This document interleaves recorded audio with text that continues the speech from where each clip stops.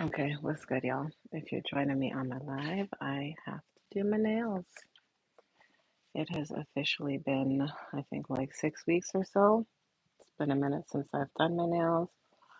So, if you're joining me, welcome. Now, and I am going to just make sure I have everything set up. And then we're gonna do this bad boy because it's time.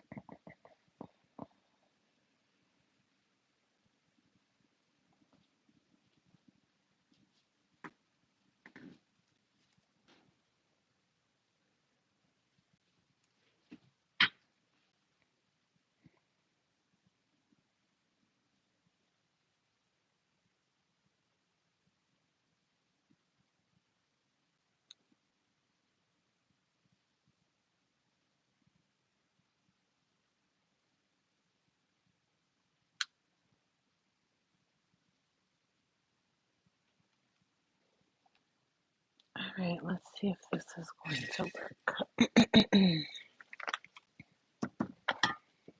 And yeah, hopefully I can cut this out of my life. Because it's kind of annoying.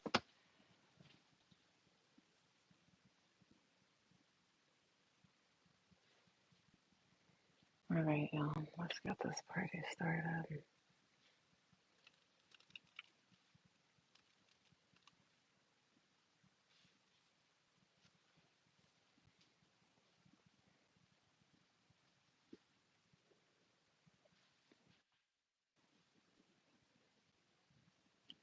I hope my phone don't jack me up either, because truth, eh?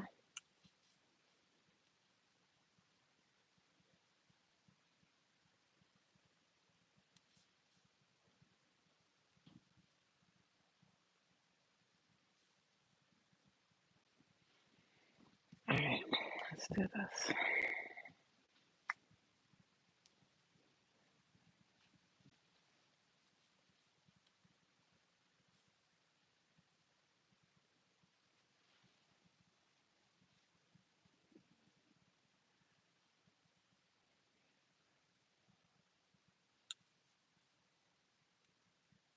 Can you hear me? Testing, testing. All right, I'm good.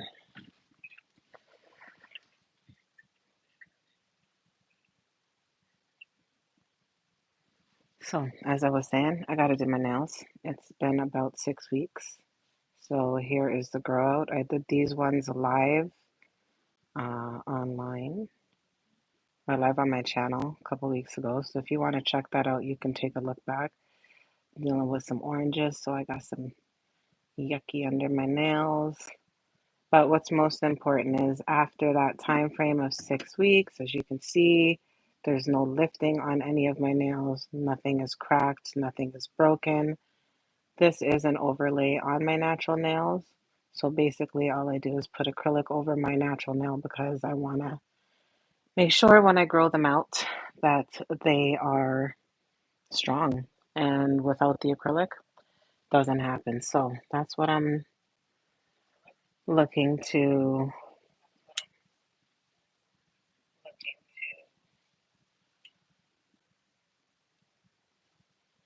Sorry, that's what I'm looking to adjust right now. So I gotta get into it. I only have so much time today because I've got a time set. I got stuff to do, but I need to do one more thing. Hold on 1 second.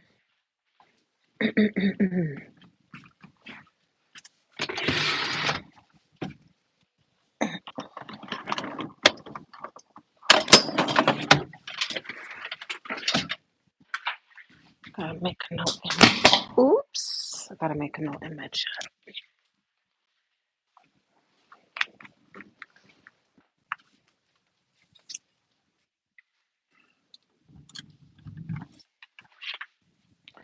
So, if you are interested in learning how to do your nails, if you've never done them before, if you want to understand what the process is, I will walk you through that during this live. Forgive me, my throat is killing me. Something's going around, everybody's got it, so let's hope I can make it through this without it being an issue. But I hope everybody's good. Everybody's been well. I haven't been live in a minute. Life's been lifing, so out here living the best.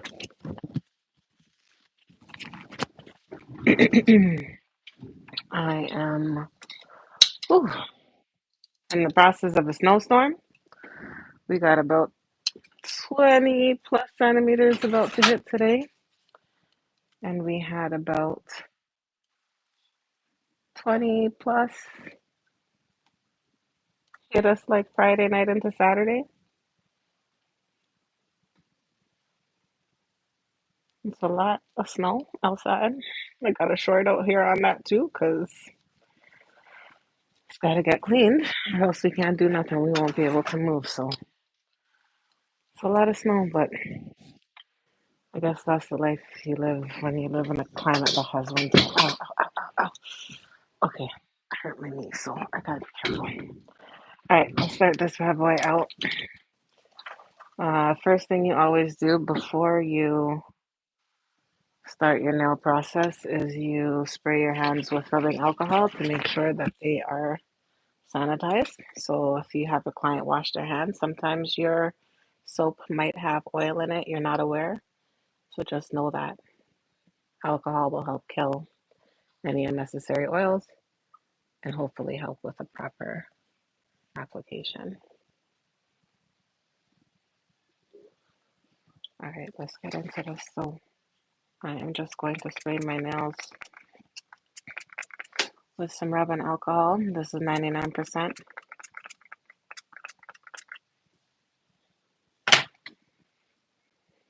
Okay, so again, here's what we're looking at. I was supposed to take photos too before I did this shit.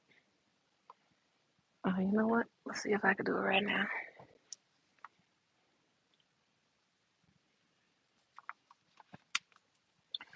Let's see if I can do it right now. All right.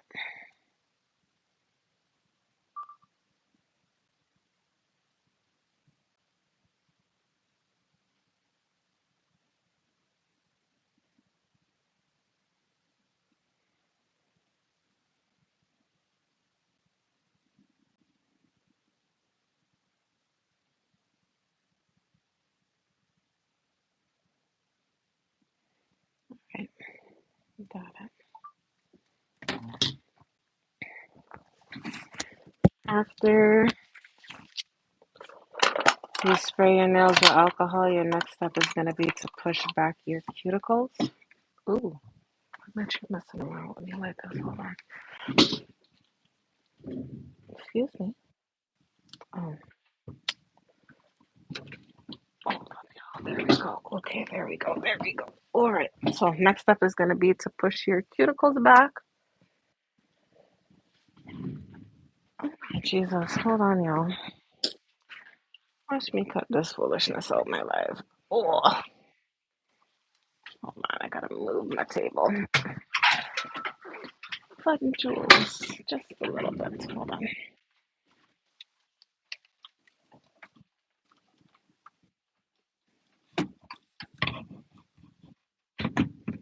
Okay. Should be set now. And I was supposed to leave a note in my thing. Okay, hold on. I'm gonna start that over. Let me just fix this up real quick because this is driving me crazy.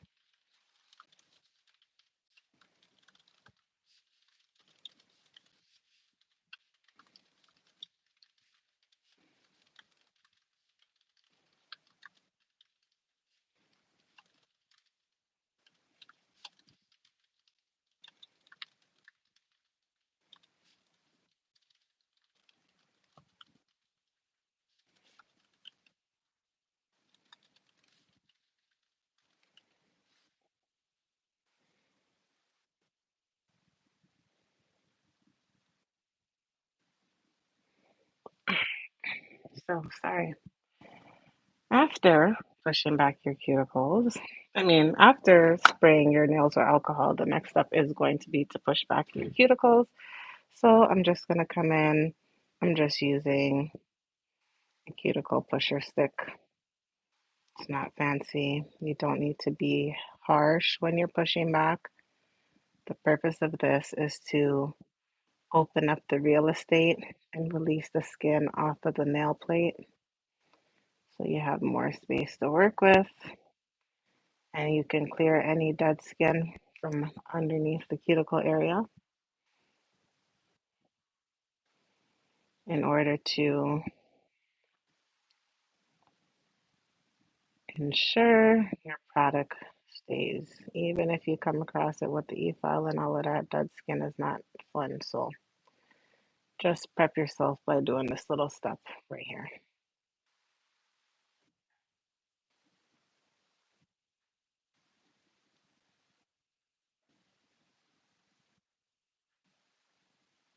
All right. So pushing your cuticles back, very simple. It just opens up more space for you to have to work with for your nails.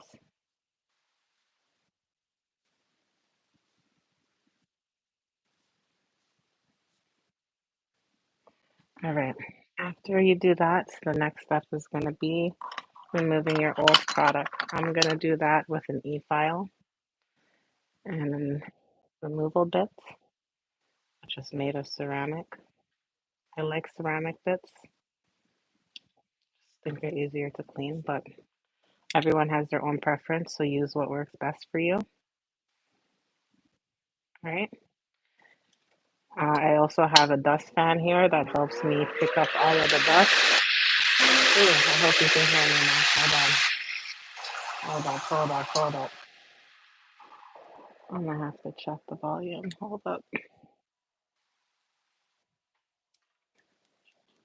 because I know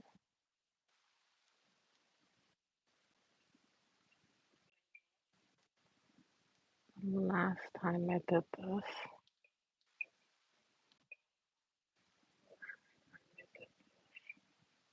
All right, see if this will work right here. So, next thing we're gonna do is we're gonna remove the old product. So I'm gonna turn my fan on because I don't want dust everywhere. Let's see if I can turn it down a little bit so it's not so loud. I'm also gonna turn on my e-file. I am running it at a high speed if you can hear that. It's about 13,000 to 15,000 RPM. And I'm doing it at that rate because I want to get this product off and I want to take some of this bulk down off of my nail. So in order to do that, sorry, it might be hard to see. I'm just going to come through like this with the e-file. I am not pressing heavy on my nail and I'm letting it do the job of removing the product for me. I am also using it to take down any bulky areas that I might have let grow out. There's truth there. You don't want bulk. You don't have to worry too much about the area close to your nail right now, this cuticle part. You don't have to worry about that. This bit is to strictly be used on the nail enhancement, not on your natural nails. So that's all I'm using it for, to take down the old product. Oh, I also have to shorten my nails just a little bit because they're kind of long for what I need them for right now. So I'm going to take them down just a little bit and use the e-file to do that. Makes it easier. You could shape it one time. Good to go. I'll do my best to check the chat as I'm working so I can answer questions.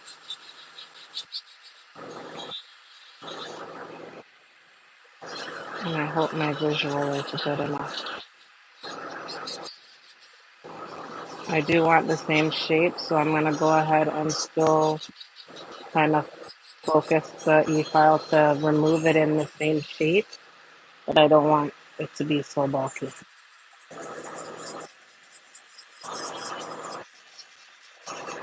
I hope I'm giving you guys some camera that you can see here.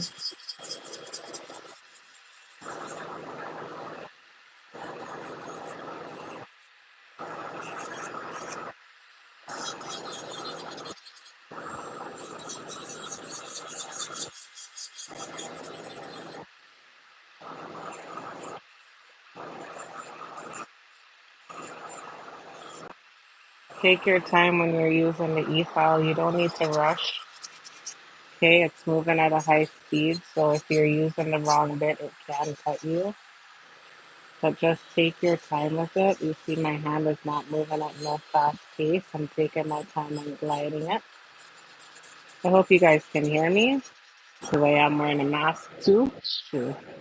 Mask now, hold up. I forgot my dust brush. Hold on. Ooh.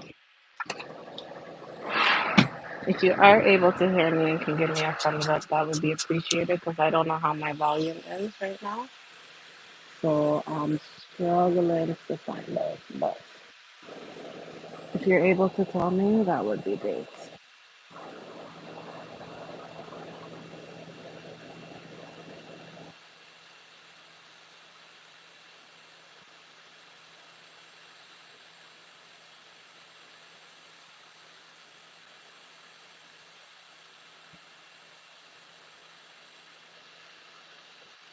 And also, I need to one other thing. Sorry, hold on.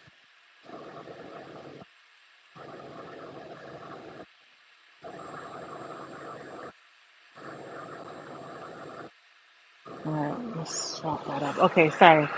So, as I said, I'm using this just to remove the old product, not on my natural nail, just on the old nail. You can see I'm holding this bit parallel, meaning in the same, like this parallel, not digging it, but holding it this way, so that it runs in the same level and direction of the nail, so I'm not digging into my nail or digging down into my nail. So that this positioning is very awkward for me, so forgive me if I'm trying to make sure I catch the camera for y'all. If you're using this to do shaping, don't stress yourself out about it being perfect because you're gonna come back in with a hand file after anyway.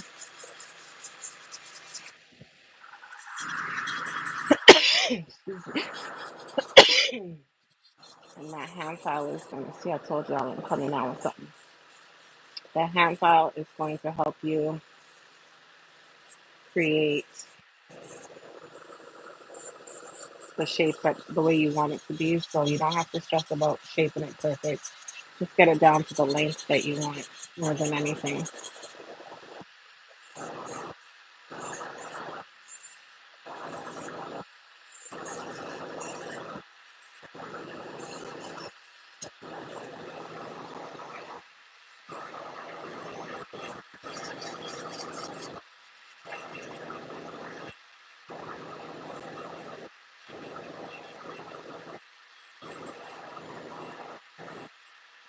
What you see me doing here is removing that back end that you see is lighter than the other areas.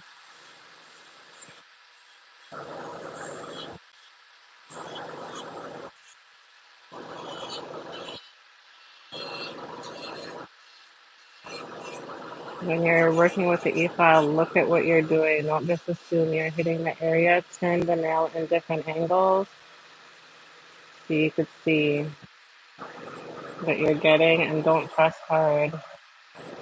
Because it's going really fast, so you don't want to hurt yourself and you don't want to hurt your nail, like traumatize it. Get as low as you can because you're going to come back with a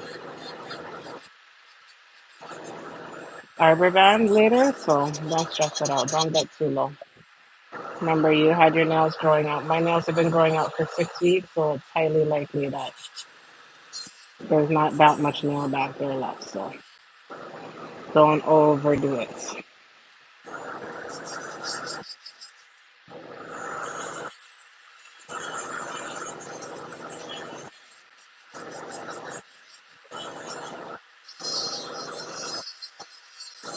Today's nails, I think I'm gonna do white because the snow is stressing me out, and I just feel like white nails are where to go, where it's at right now.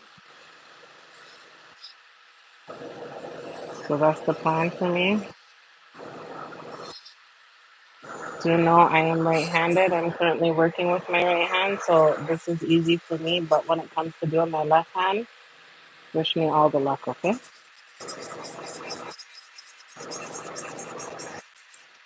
And when it comes to using my left hand to do this, wish me all the luck, please. Because I'll be a bit slower, and that's okay. You don't have to work fast. With the hand that you do not work with all the time, you do the best that you can so you don't hurt yourself.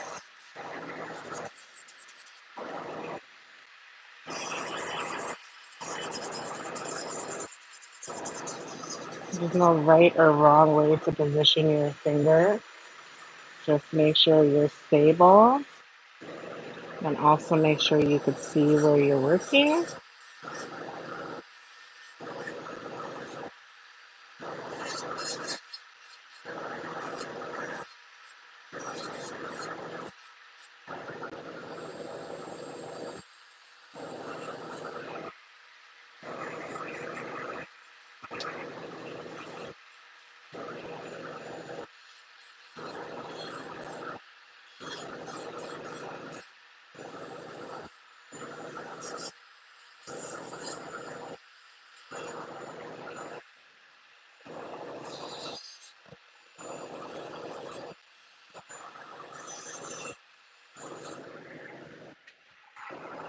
I let my nails grow out for too long. I was supposed to do my nails live like 2 weeks ago, and it just didn't happen. So here's hoping this doesn't take forever.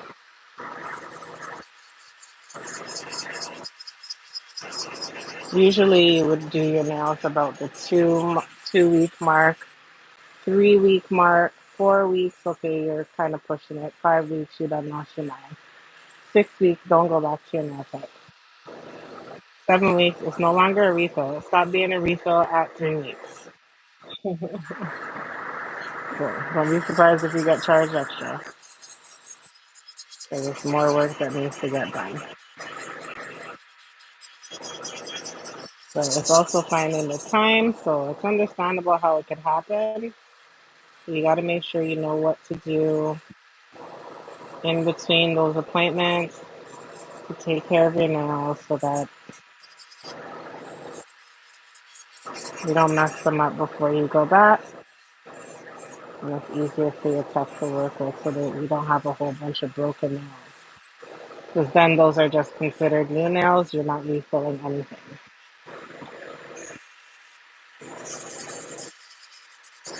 Then they might charge you more because essentially it's a new set price.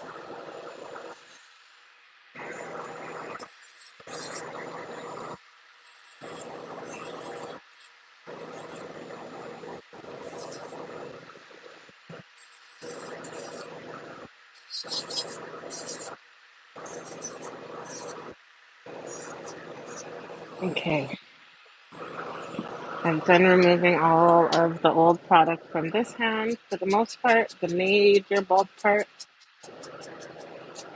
Again, this acrylic overlay is on my natural nails. I'm going to go ahead and move into the other hand, which is my right hand, working with my left hand. Be prepared to be entertained. Alright, so busy. Oh, yes, we can do it this way. Oh, no, I can't. Okay, let's hope this works.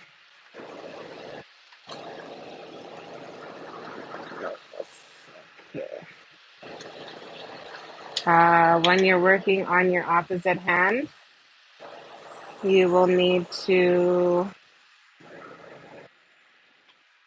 hold on one second.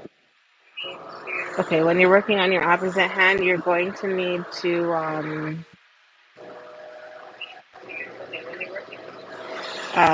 change the file into reverse. So you're not working in forward anymore. You're going to be working in reverse. And yeah, take your time if you're not used to it so you don't hurt yourself.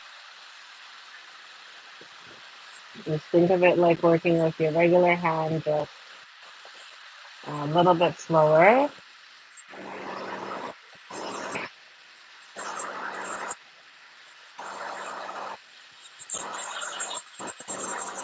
Despite doing my nails for so many years, it's still not easy for me to do my opposite hand. So don't feel no worries. Practice makes perfect. But we all still struggle from time to time, even as professionals.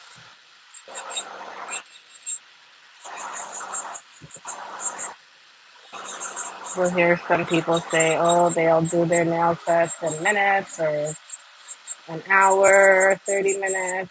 Everybody's time is different, so don't compare yourself. What matters most is the quality of the work that you're doing, not how long it takes you to do the work. Time will improve once you learn the tricks that will make you reduce how long it takes you to do the nails. Like the tricks that'll help make things easier for you to save time, but never compromise quality or time.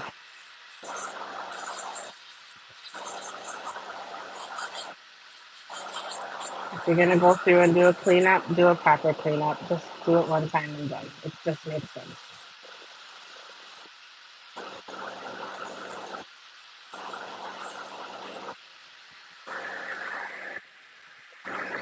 All right.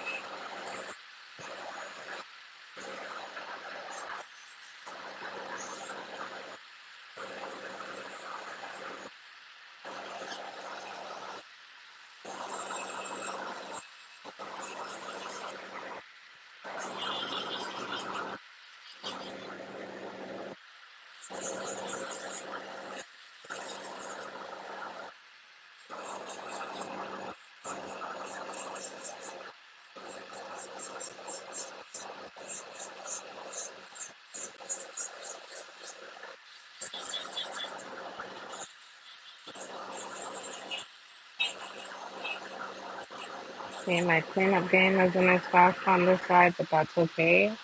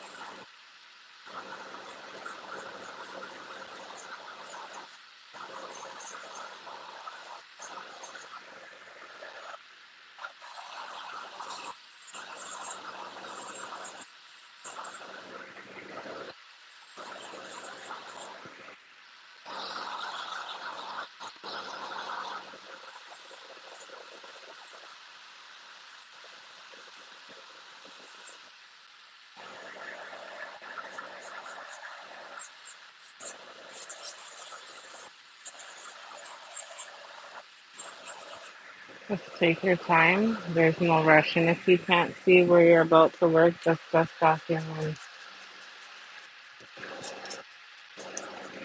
and keep working.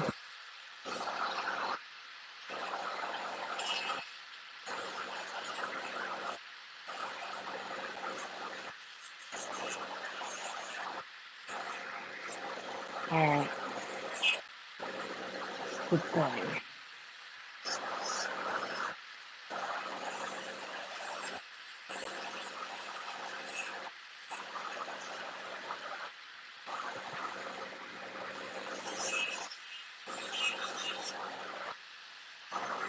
I'm going to turn my speed up a little bit just because I feel like where I have it, it's not really impacting the way I want it to.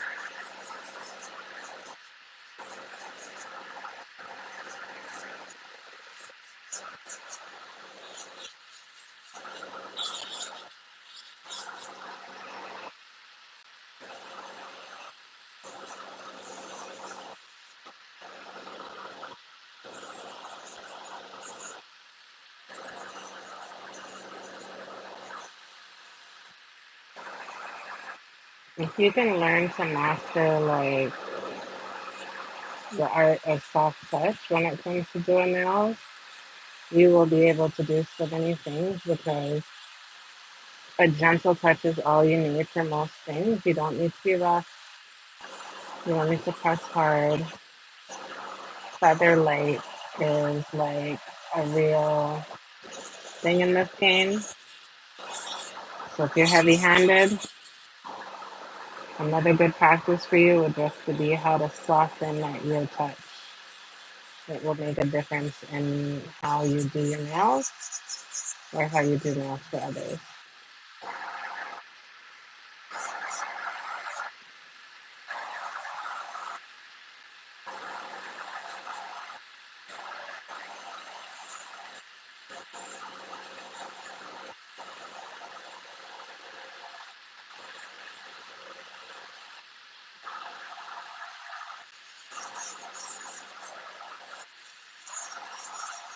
All right.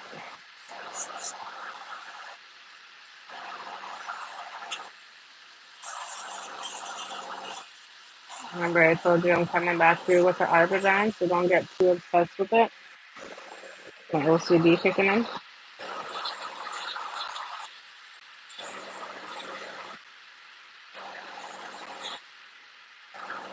right. Let's move on.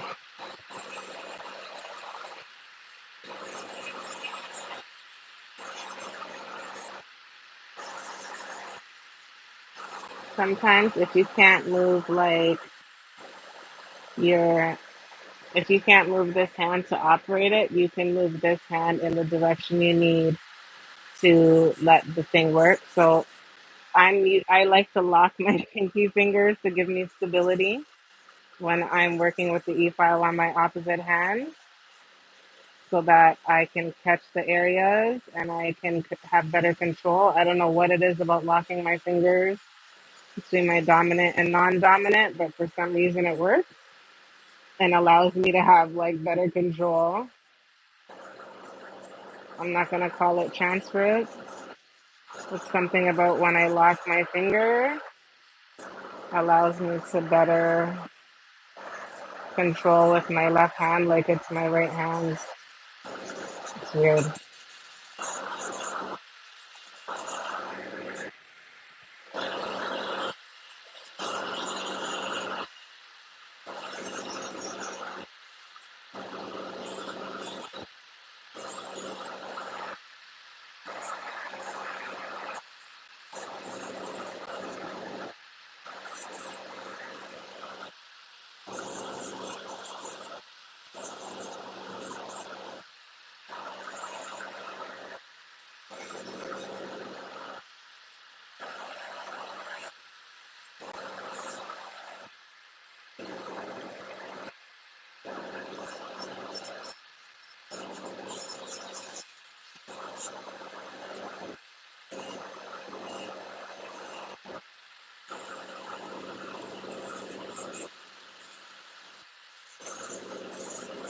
Okay.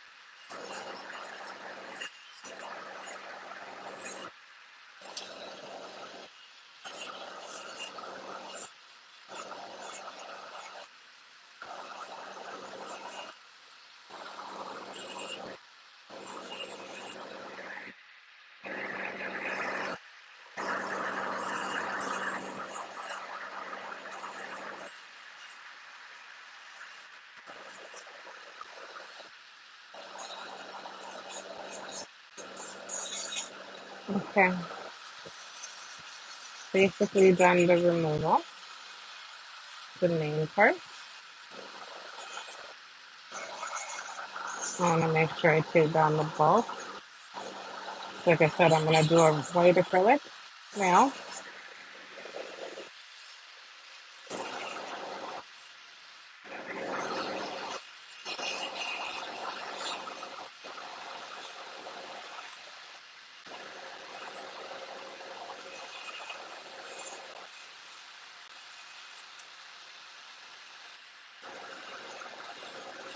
I don't want my nails to be bulky or thick, so I'm taking down as much of the old product as possible.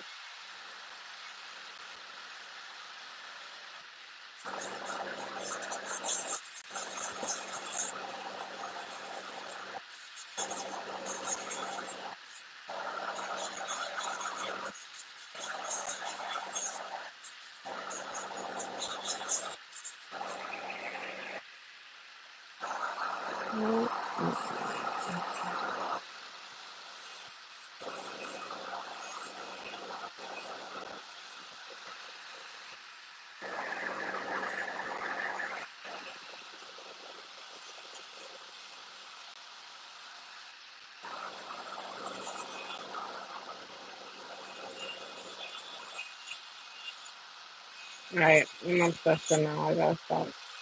There we go. Stop. Just let it go. Essentially, what's happening right now is I'm obsessing over this little tiny part, but I'll get it in a second when I do with the arbor band. You don't have to do everything with this removal piece. Just remember that too.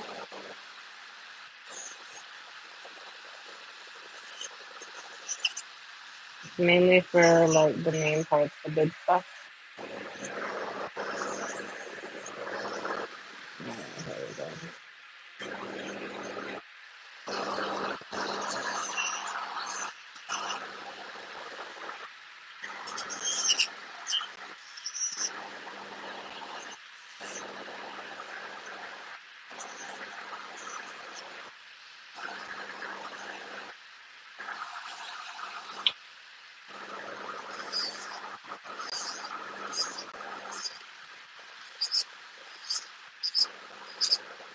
Stop this.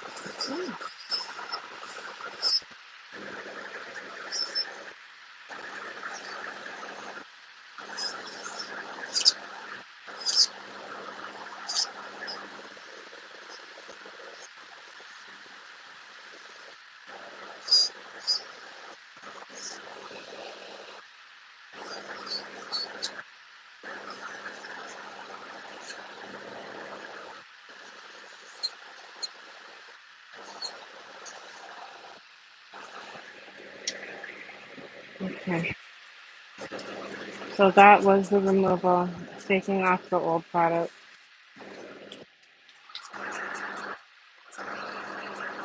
I just dusting it off.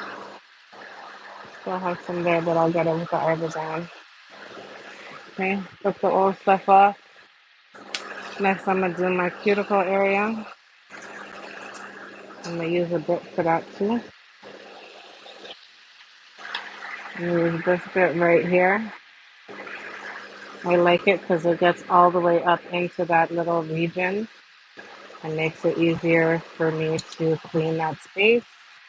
And also, you don't have to work too hard because it's like perfectly designed to fit in that workspace. So that is going to be what comes next. But if you have any questions, don't forget you can ask them in the chat. I've been doing my nails for a hot minute, so anybody that has questions, I am a professional nail tech. I can teach you. Um, or if you have any questions about products and stuff, I could teach you. But for someone who's been doing their nails for a long time, there's no damage to my natural nail. Okay, just damaged it with the e-file by giving it a little indent there. But outside of that, I mean, it's perfectly safe to do your nails on a consistent basis. And if I've been doing it for over 20 years, I don't see any concerns, nor have I had any. So just know that if you're interested, watch yourself, know what products you're using, and then you'll be able to gauge if they're for you or not.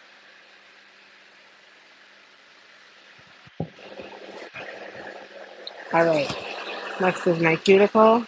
I'm going to turn this on the e-file. I am not going to run this at a high speed because I don't want to cut myself because it has a little pointy tip. But as you can see, I have it on my skin. It doesn't hurt. It's not doing nothing. It's just running.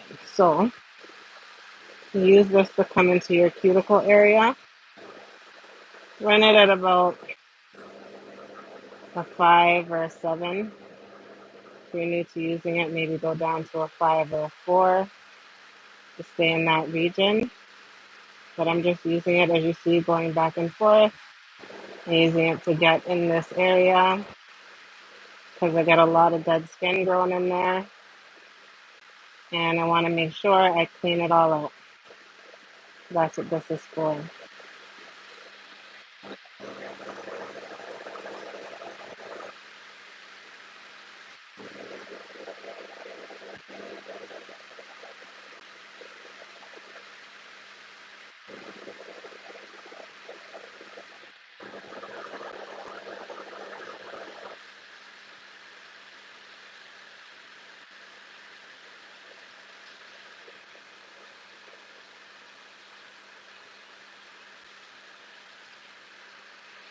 Here, I'll show you the difference.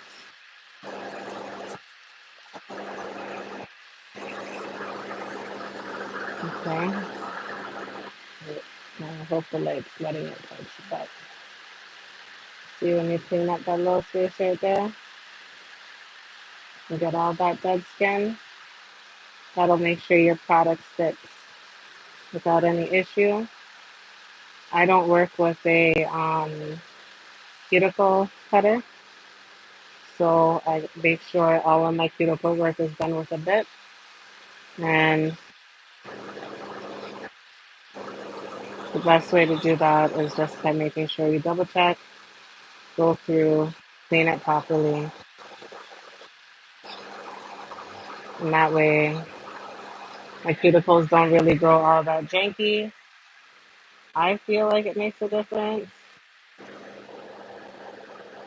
Oiling your cuticles make a difference.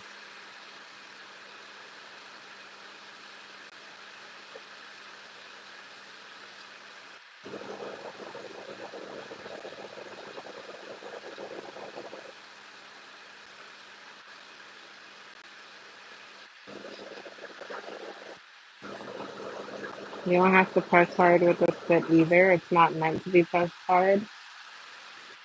It's a surface level bit, so meaning you just need to let it do its job by guiding it and letting it run at a proper speed. And if you do that, it will catch all the areas that you need.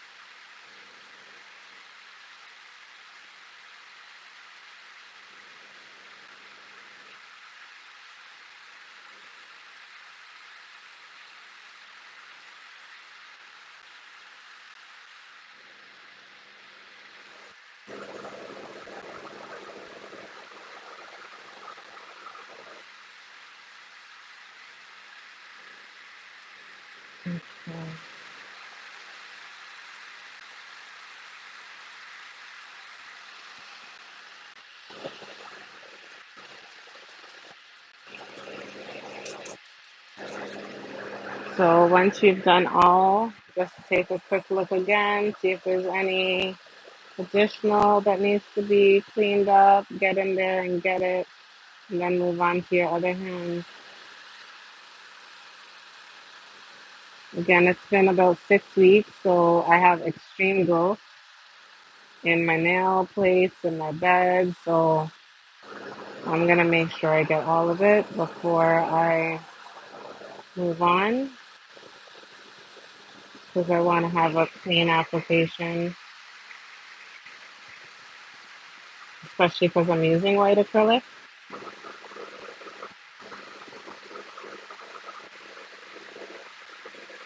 Right. I can live with this. I'm gonna have to use my Arbor to get that little bit right there. But oops, let's switch sides.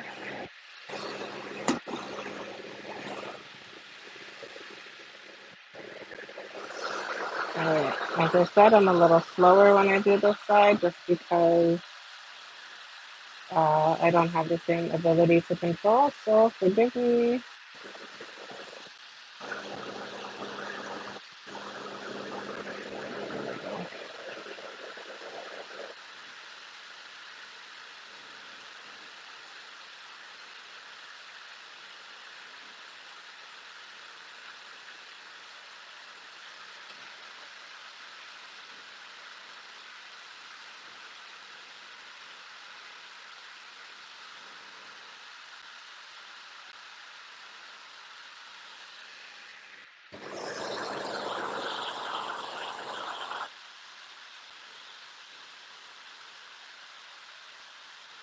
Again, if you can't see, dust it off.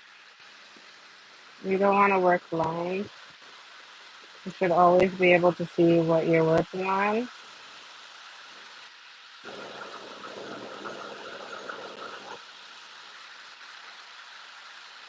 And like legit look at what you're doing while you're doing it. Don't be distracted because you can hurt yourself. Even still, it's not meant to hurt you, but it can still hurt you. It has a very pointy tip.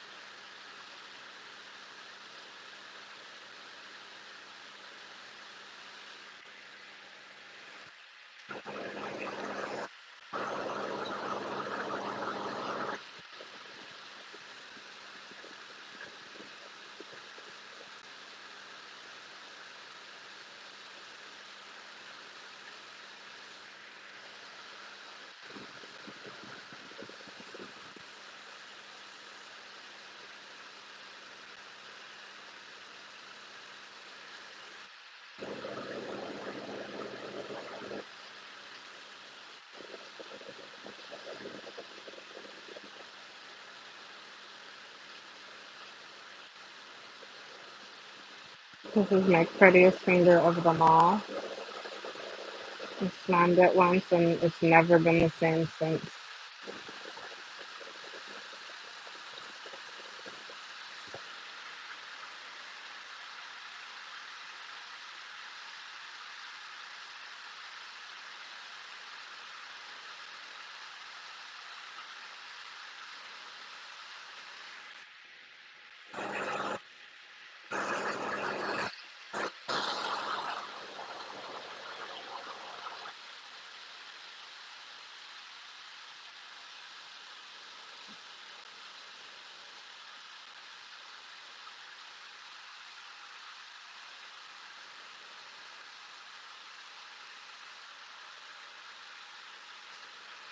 Okay.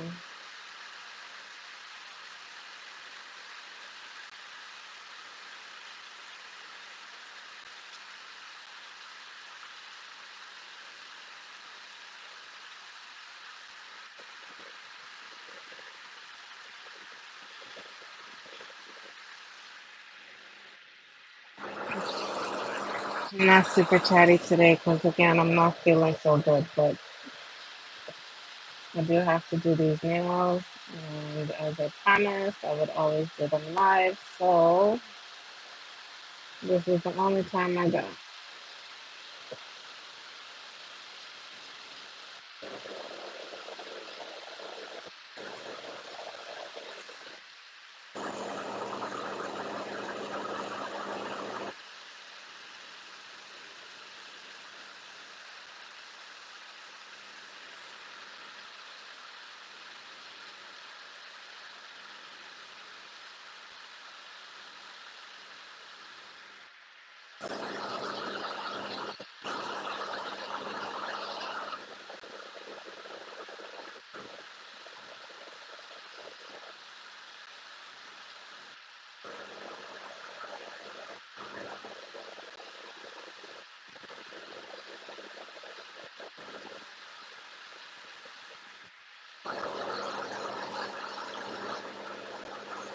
Okay, so if that's cleaned up,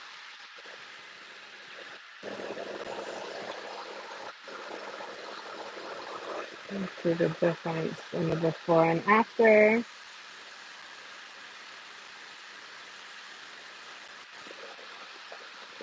Giving this area a good cleaning makes the world a difference in how your nails grow out, how your new product is going to adhere. It matters, yo. So clean this fish up.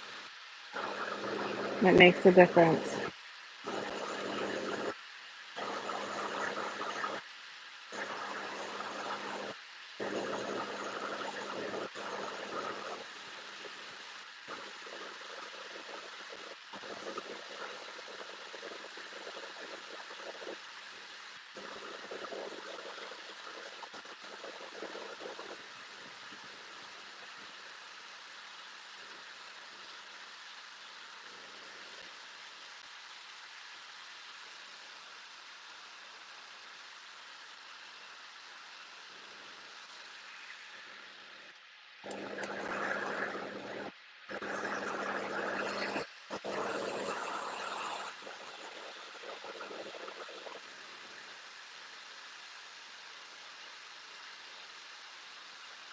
Okay, this is done.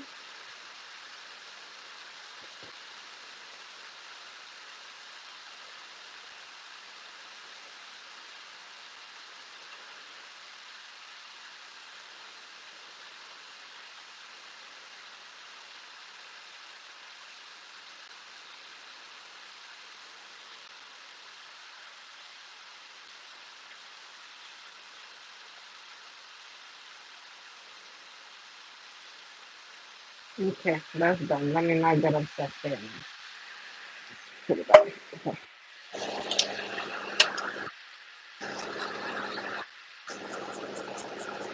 All right, so I cleaned up the cuticle areas,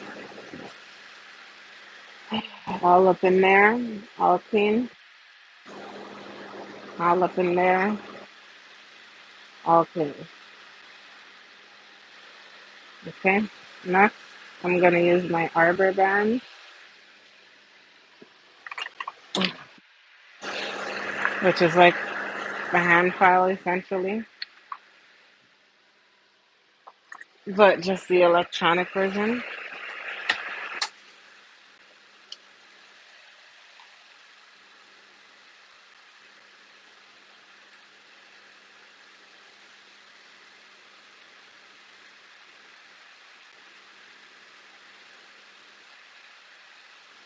Before you run this thing or use this thing on yourself, make sure you score it first. And to do that, and then grab an old file or grab a file that's not being used on you, or use the one you're going to use on yourself, and just run the Arbor all around it like this. And you want to make sure you do that so that you don't cut yourself with the Arbor because yes, it itself is sharp, and at the speed that it goes at, you can actually cut yourself in your cuticle area. So you got to be mindful, okay? The snowstorm is serious, yo. We had a dump in of 20 centimeters, like 20 to 25 centimeters, and then we had a second dump in last night that brought like 10 to 15, and now we're gonna get another dump in that's like another 10 to 15. So like we're buried in snow. I'm not going nowhere. I ain't in no rush. I got stuff to do, mind you, but I ain't in no rush. So we gonna get these nails done today.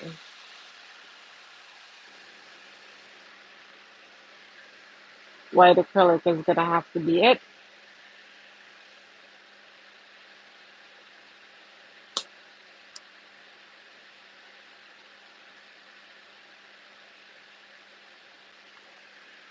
All right, let's move on.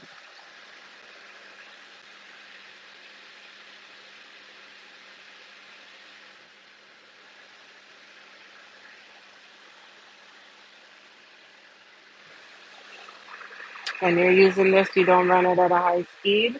You need to run it around 3,000 RPMs. You don't need to run it fast, okay? And again, this can go on both your natural nail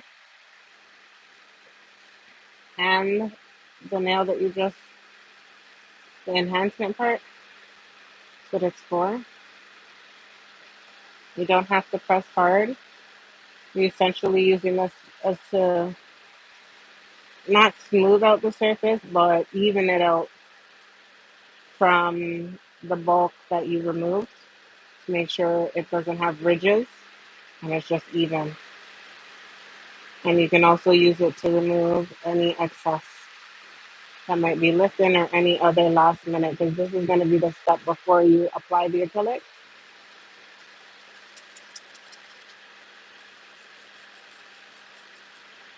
So it's like just smoothing out all the stuff that you just did and making sure you catch all the areas, all the shine is gone.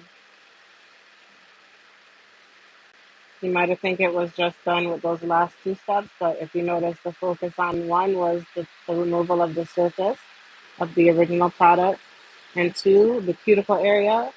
So now this is the focus on the full entire nail and just making sure it's ready to receive new application. Okay. I'm trying to be right up in the camera, so I apologize if it's a bit off or shaky. I want you guys to actually see what I'm doing here. So I'm just gently going around the cuticle area first.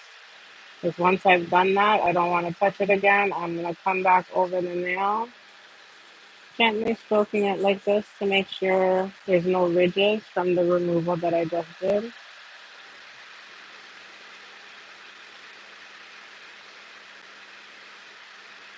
I'm also removing that little bit of lifting that I had there.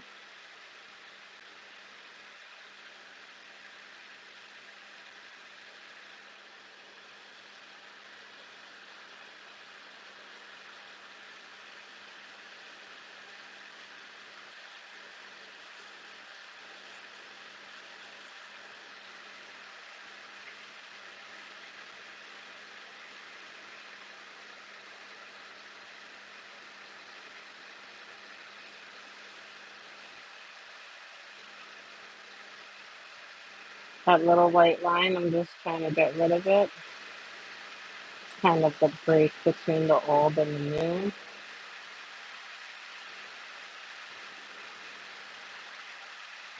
You don't want little white lines. They are not necessarily a good thing because that could mean there's a little space there and you don't want no type of air or germs or nothing to get through, so get rid of them as best you can.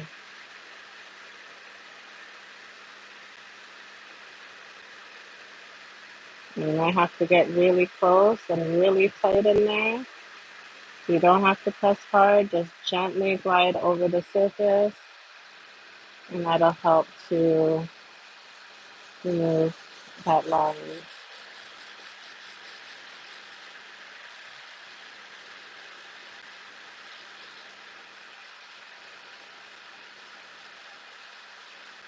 This doesn't remove bulk, and I'm not running it at a high speed for it to. This is legit just to, again, soften up that surface a little bit. Not smooth it out, but even out from the ridges that might have been there from when I did the removal.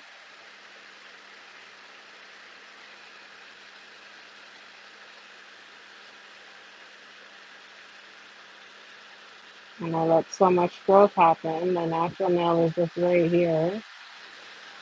This is the only acrylic that's left on my nail. That's how much growth has happened over the time frame.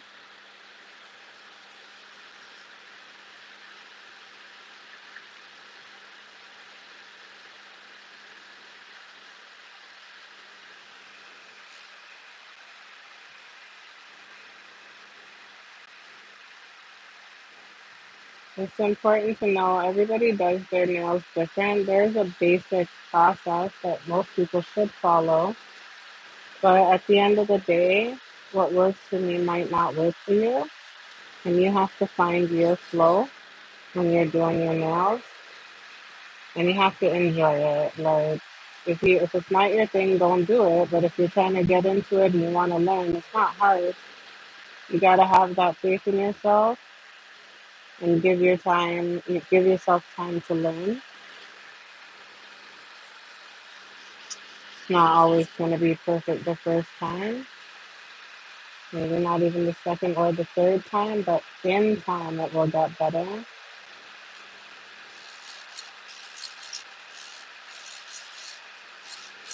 So you can allow yourself that.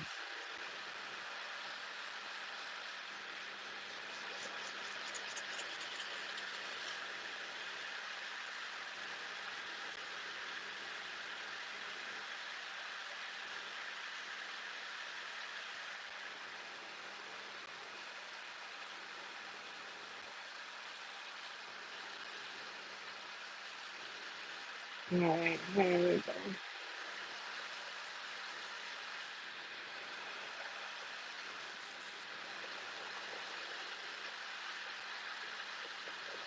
I've been saying that a lot. Holy crap.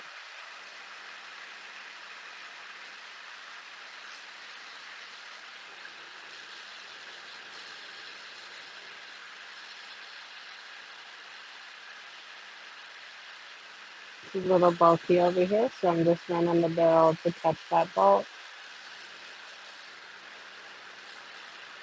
Right.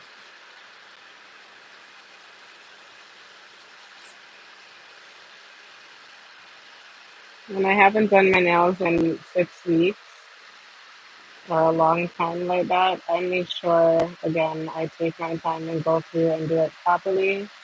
I'm not in a rush. I have time. There's a snowstorm outside. I ain't got nothing better to do. So this is where you can make or break how your product sticks or stays on your nail. Just this basic cleanup process. Some people might skip through it and do it quick, fast, or I'm just anal with making sure it's done right. It's just how I am. And I think that when your clients can come back to you after 8 weeks, after 6 weeks, and their nails are looking a certain kind of way, which is proper, because they're not broken, they're not cracked, they're not splitting, then it's a testament to that foundation of how the nails were prepared.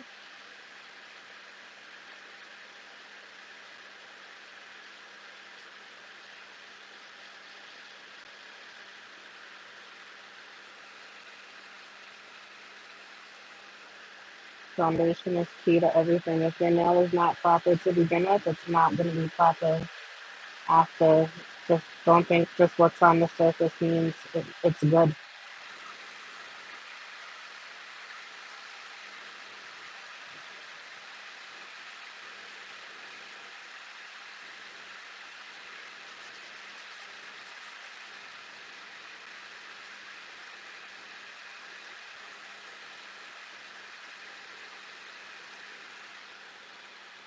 This is also why I don't like working with clear acrylic, because I want to see the separation between my natural nail and the acrylic when it grows out.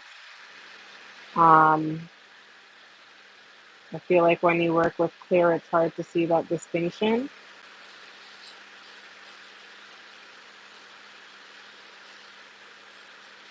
So using a nude base is a good way to help you see the grow out and where your nail starts versus where the acrylic ends. So you do not, again, hurt yourself or use the drill in the wrong spaces or file in the wrong places and so forth. Like you get better perspective if you can see the difference in where your natural nail is versus where your new nail goes. Sorry, acrylic is.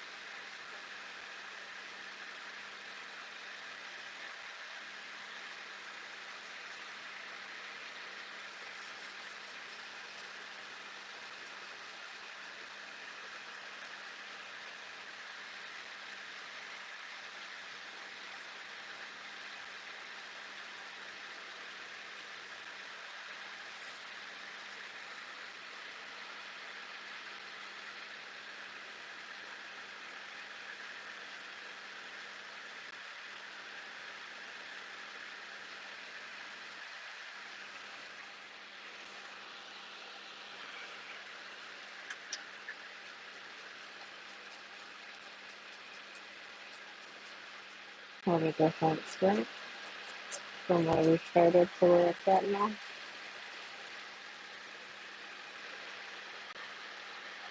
Alright, let's get the other side then.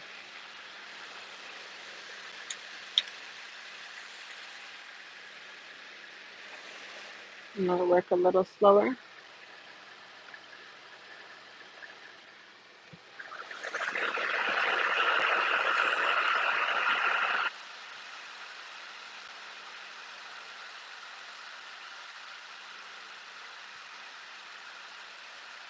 I'm working slower and in the opposite direction.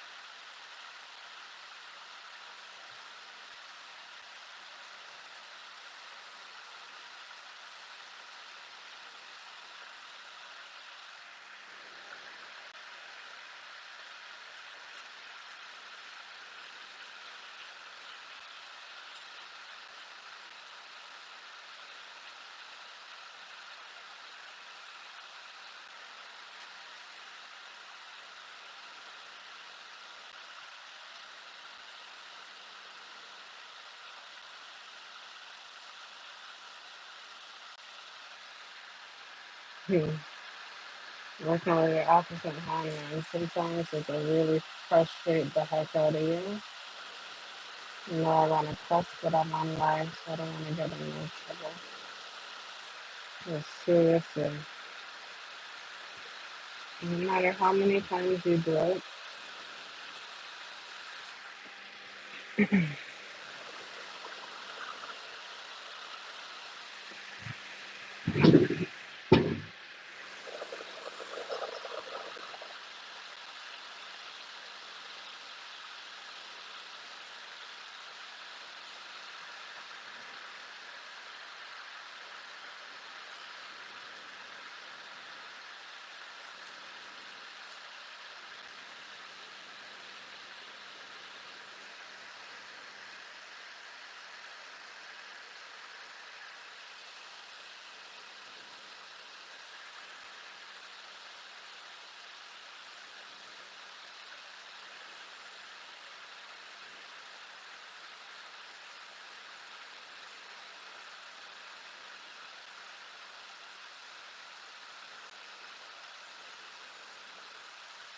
sometimes if you find you're trying to hit a specific spot and it's not working, maybe just adjust your angle just slightly or your tilt just slightly. Sometimes it's just um, a very simple movement can change you hitting that area you're looking to hit. So Don't keep hitting it the same way. If you find you're not making progress, adjust and shift and move about and try again, because you don't want to stay in the same area drilling away, and then you file it all down, or you hurt yourself, make it worse, right? So if you're trying to tackle a specific area, like you see, I'm trying to get this specific area here, but it's not. No, well, I kind of got it now, but I have to work in different directions, or I have to fold the band at different ways because I want to make sure I get it. Sometimes I might come this way, but don't just stay doing it in one direction. If it's not working, try something else. Because the last thing you want to do is keep going and rubbing in an area again, and then you just make it too raw, or you take off too much, and that's the last thing you want to do.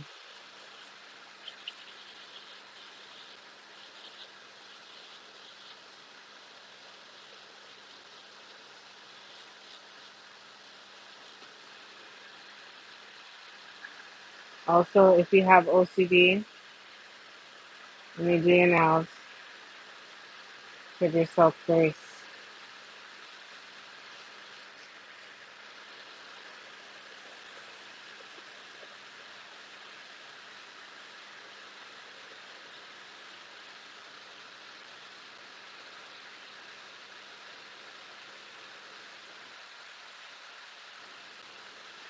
Yeah, give yourself some grace, please.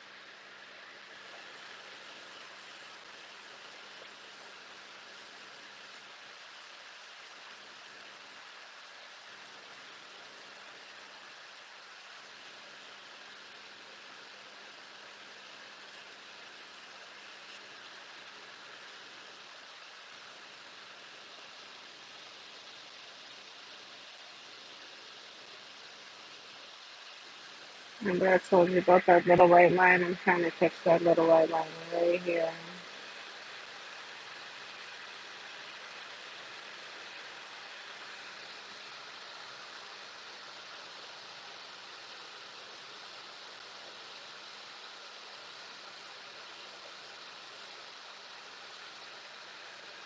Okay, I'll catch the rest of it with the hand file.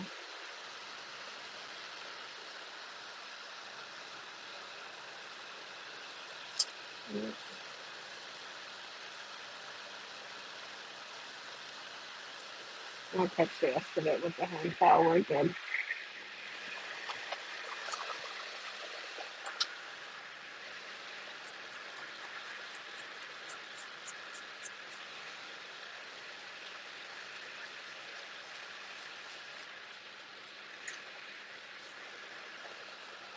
Okay, here is where we're at.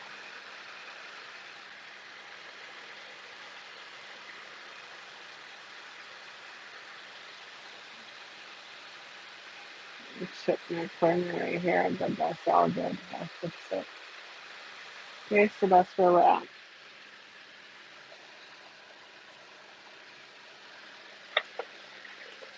Hmm.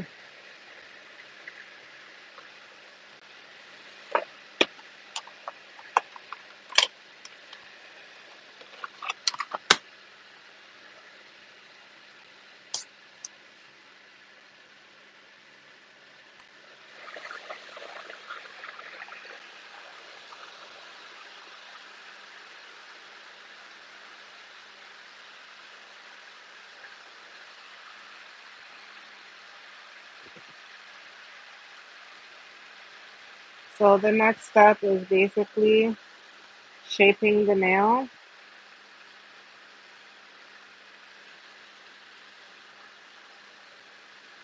It doesn't have to be a perfect shape because you're going to come back and shape it again after you apply your acrylic.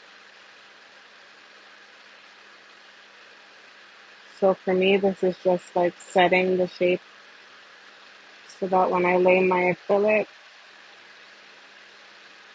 it goes, or it's just about the area, shape, and whatever that I want it. And then I won't have to do a lot of filing on the back end.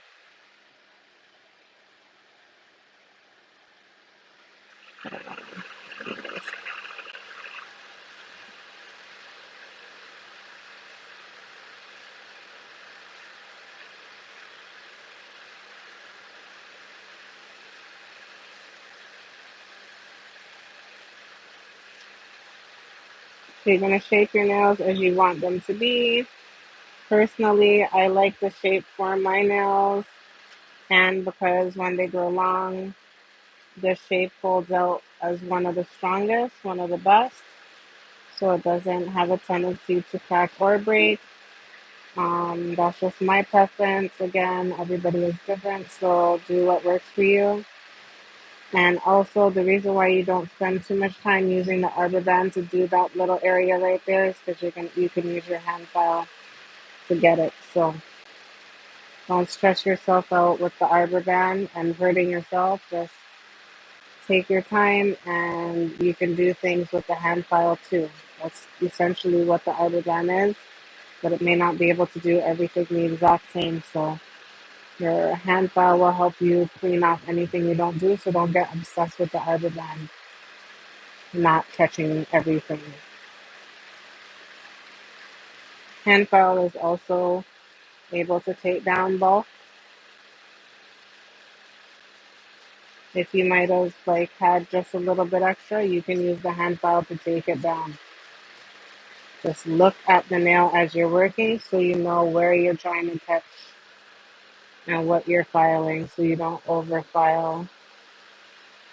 Sorry, I'm so boring today. Oh my gosh. So you know what I'm trying to say. Use your hand file as your ultimate finisher.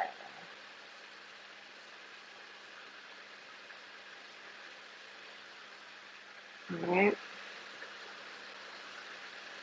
When you're shaping, you're gonna first do your sides, and then you're gonna do the free edge where the tip is, And then you're gonna go back and do, I'm trying to shorten this a little bit more, yeah, it's kind of long still. Then you're gonna go back over the nail surface itself. Sorry, I have to shorten this nail. It's too long because when my grow out happens, I'm gonna fuss, but it's too long. So let me shorten it down real quick. All right, I think that can go on. That works. That works. That works. That works. All right.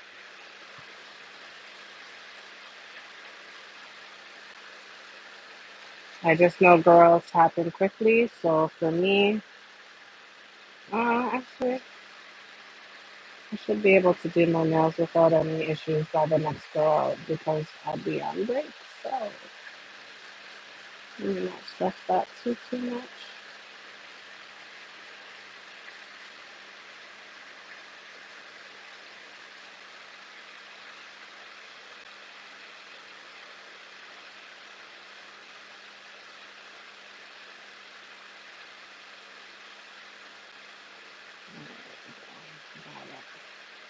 Sometimes you just have to change the angle of the file to get what you're looking for. Again, it's all subjective. It's not one specific way to do things when it comes to your nails. You just have to play around and find the manner that works best for you and compare yourself to others. Ain't nobody got time for that.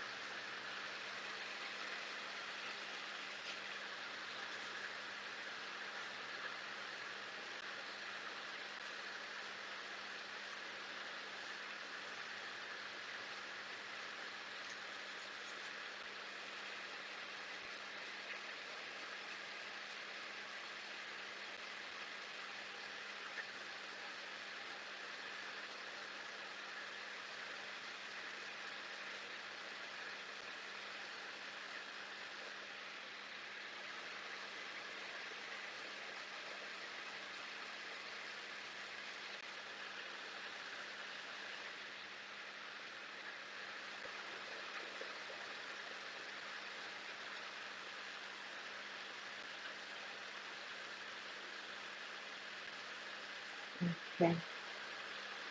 I like that one.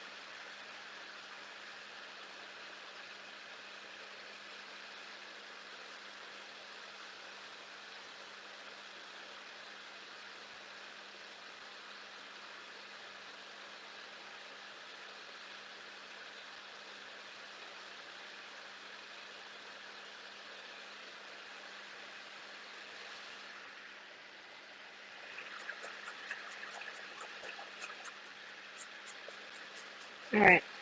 So that is hand number one.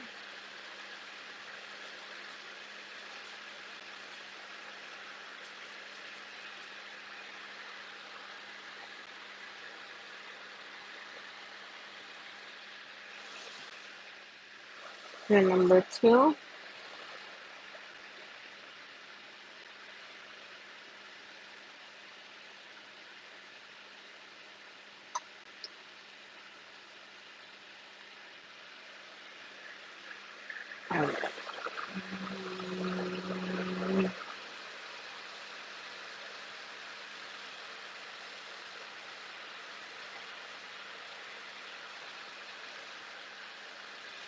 Again, I gotta take this down a bit because it's kind of long. The file that I'm using has two grits on it, 180 and 100. When you're working with grits on a file, the lower the file, the rougher the grit. So I'm using my 100 side to kind of take down the length. Excuse me. And I'm using the 180 side to smooth it out.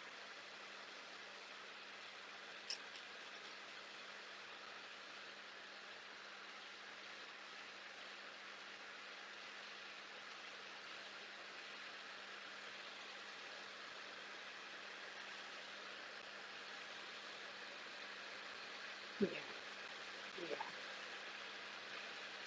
Because I don't want to have, like I said, my nails grow out quick and I don't want to have super long nails because it's challenging with work sometimes. So I just want to make sure I shorten them to a length where if they do grow out, I'll be able to redo them before they get crazy and I can manage them without them breaking.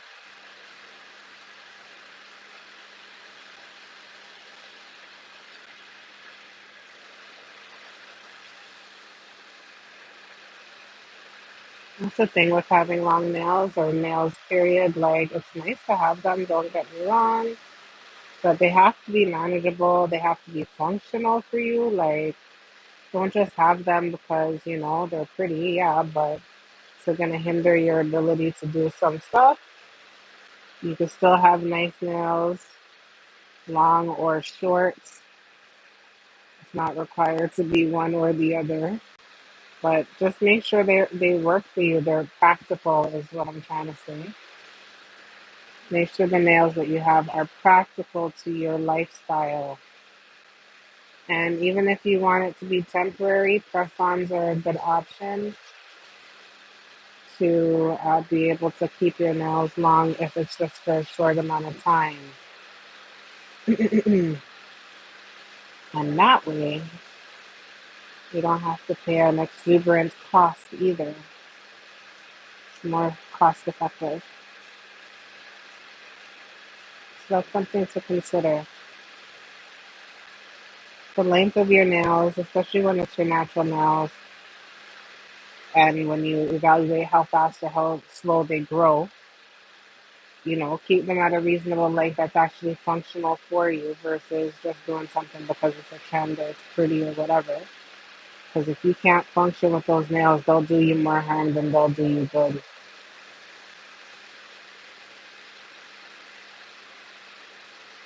You can get looks temporarily with press-ons. They're completely, they work. So you can get them customized too. So you could reuse them. I think people don't really think about stuff.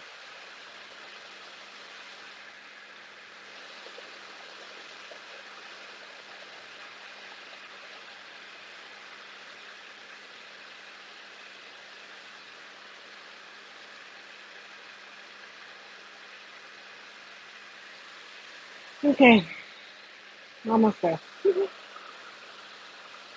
See, too long over here.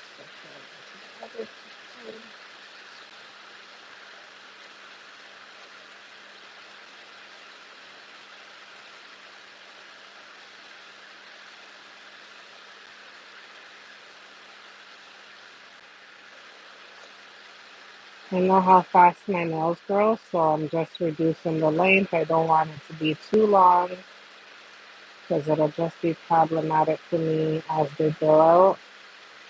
And I'm not here for it, so I'm just legit reducing the length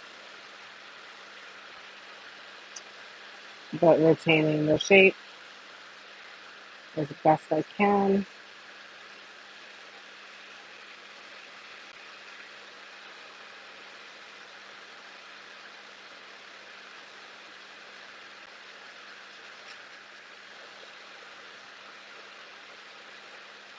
But again, you don't have to always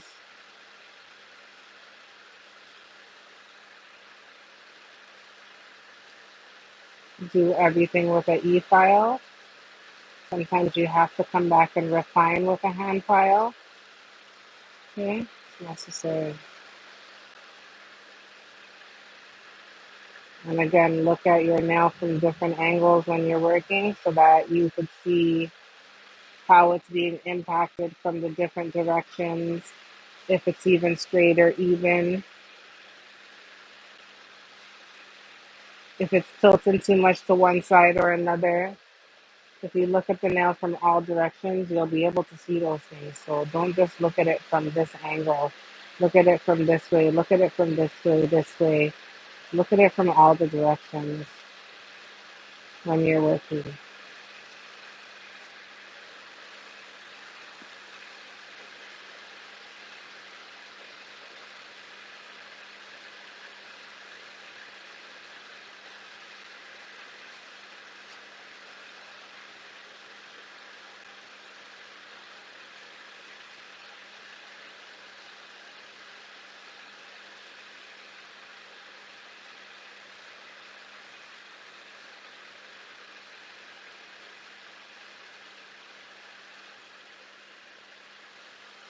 All right, that one I'm all right with. Remember, acrylic is going over these nails too, so it's not like they have to be ideally perfect. Right now, it's just about getting them into the shape that I want them to. Because the truth is, when I lay down the acrylic, I don't want to have to like do too much work with it. Like, I want to lay the acrylic down as a clean overlay and then like have as minimal after work to do as possible. And the best way to do that is to have your preparation done in advance. Meaning, me doing this work now, setting the shape, smoothing it out, ensuring, it's ready to receive that acrylic when I lay it down, will help me make sure it doesn't bulk up, and it will help me make sure it's a smooth surface it's applying to, so I won't, over apply. I can keep my nail thin because remember, it's just an overlay. It's not like I'm trying to do some kind of big, huge, thick nail. It's just an overlay on my natural nail. So, excuse me. Yeah, like I said, I'm feeling under. I'm really starting to feel it. But having a proper foundation and laying this part out right is the best way to make sure when you lay down that acrylic, your afterwork is not expensive. Now, mind you, I again kind of like messed up this side. So all I'm gonna do is file it gently because I'm gonna use the acrylic to fill in what's missing. So I'm not gonna overkill over here too tough. I'm gonna use the acrylic to fill in what I'm missing. I need to take this down a bit because it's too tall.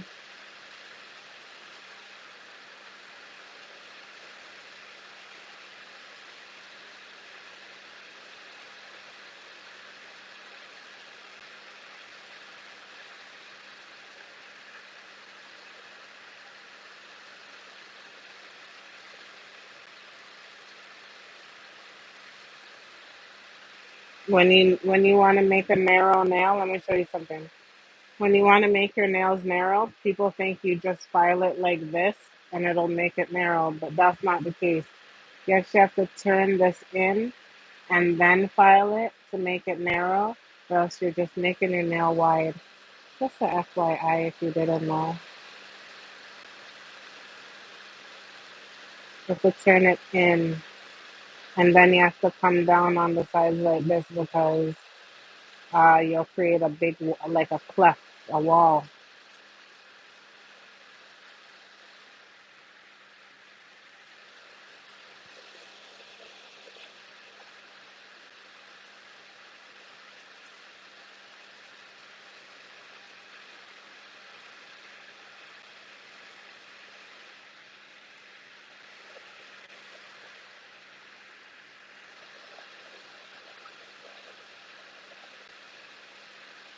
Oh snap, I think I'm supposed to eat soon. Oh well, it's gonna have to be on pause because I gotta do this. All right,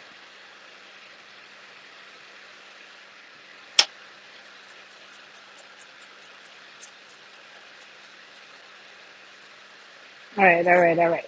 So that's done. Okay. So I was able to shorten it.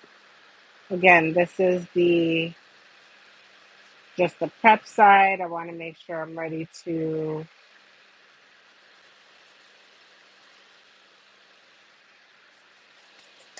Sorry, y'all. Hold on.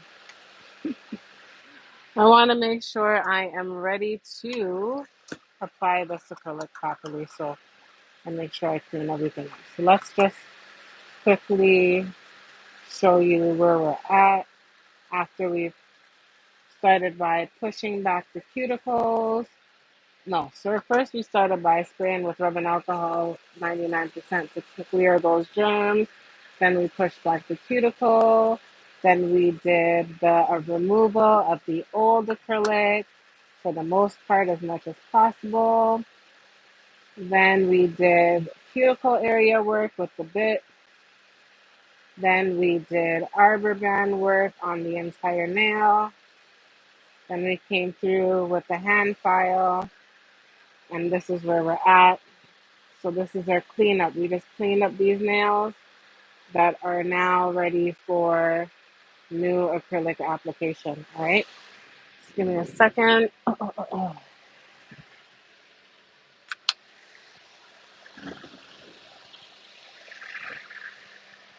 Just give me a second.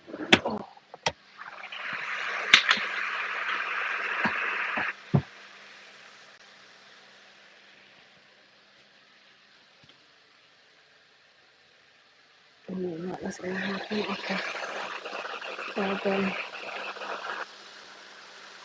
I'm just getting all you can even see. Okay, essentially this is what's going on. I'm just getting out my nail liquid. Like I said, I want to do white. So let me find it.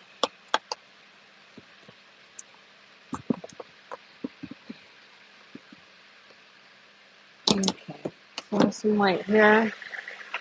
And I also have some French pink that, no, I'm not going to use the French pink, am I? No, I'll use my earth. Okay. Before I lay down any type of white acrylic on my nail, I always like to use like a cover color first. So that basically means putting down a color like this before I put down a white like this.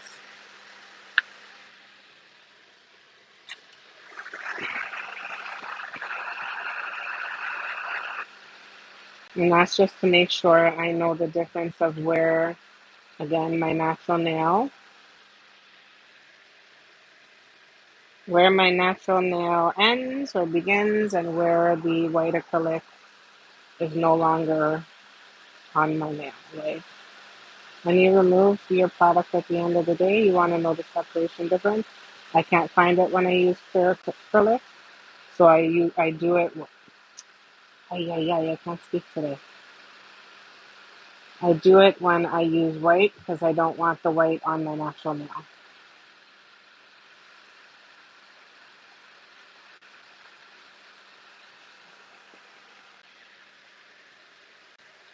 All right, I gotta eat while I do this live, which is gonna be a lot of fun, but bear with me a second.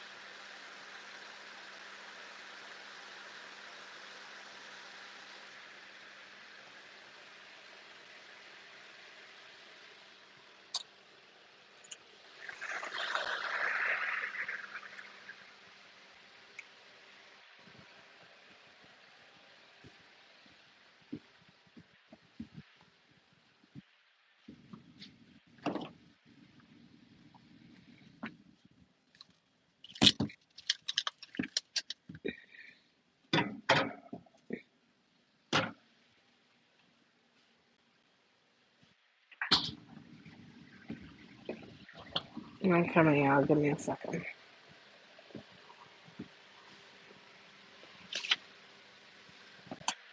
All right. Ooh.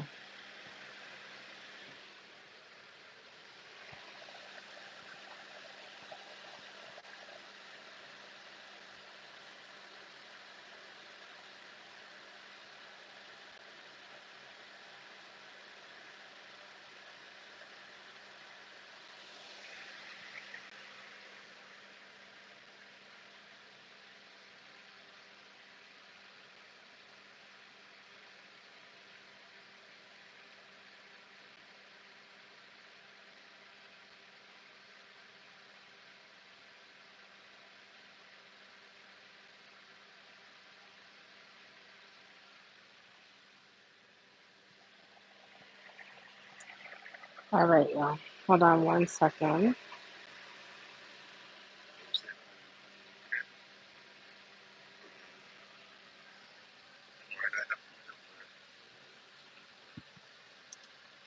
Can't deal with that right now. All right, let's get back to this.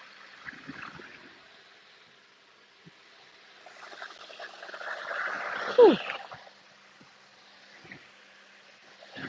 Something is going around. There's like a super bug, a super flu, a super something that's out here knocking people out left, right, and center. I happen to think I got finally hit. Quite a few people at my work were not feeling well. So I'm pretty sure I might have picked up somebody something. Tis the season after all. All right, here we go.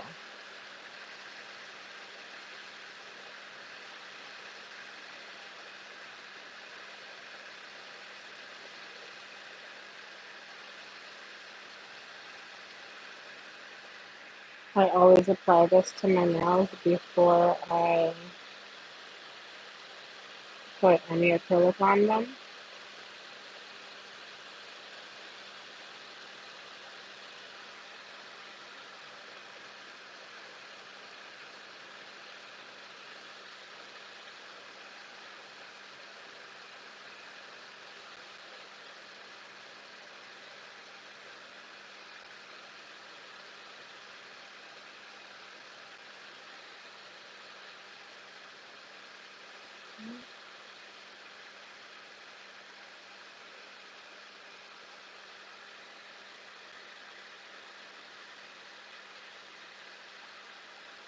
This is meant more for your natural nail than it is for your like the acrylic part, but you can put it on both. It doesn't matter.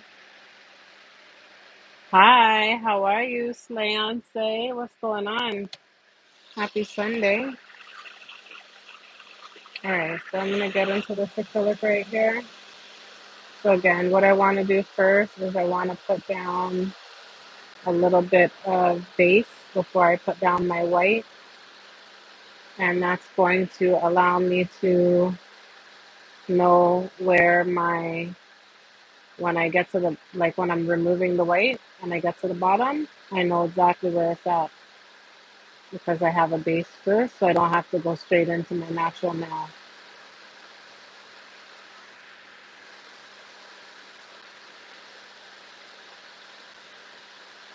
All right.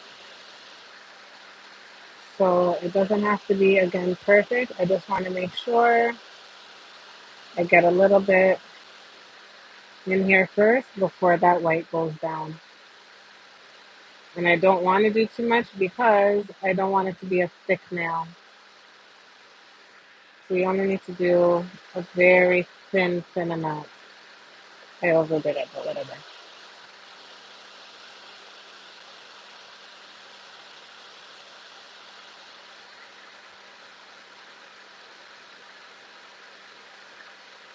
You know, like if you're using gel and you apply your base gel, it's almost like your base acrylic, your slip gel, your slip layer that acts as a barrier between your natural nail and the very strong white acrylic that I plan to add on here in a second.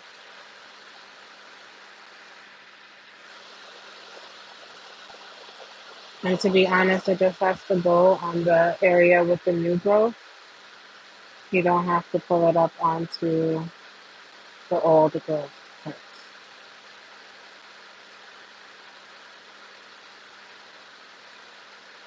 It's only because I'm doing white acrylic nails today.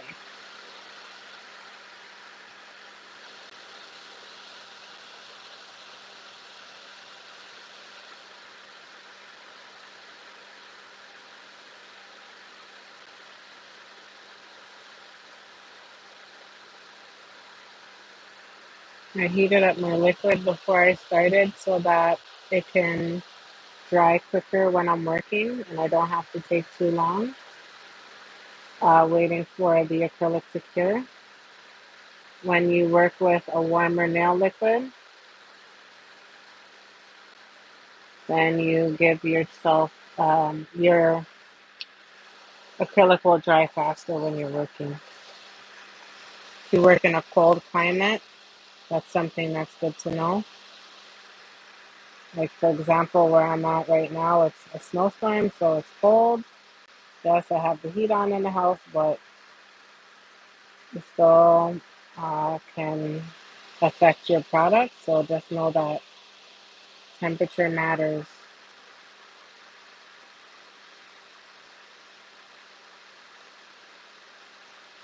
I'm gonna do one hand at a time because I don't want to go back and forth. And it just makes it easier for me. I haven't worked with white acrylic in a long time, so I'm probably gonna struggle. But whatever. We're gonna do what we do, baby.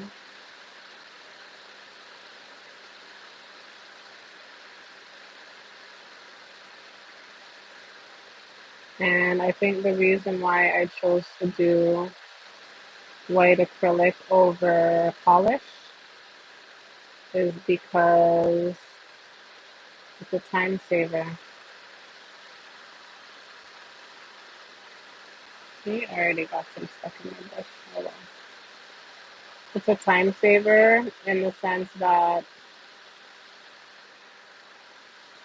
I could just do my nails with regular, natural, neutral tones and then just come back in with a polish. But if I have the ability to just do the color that I want in an acrylic, then why the heck not? And save myself some polish.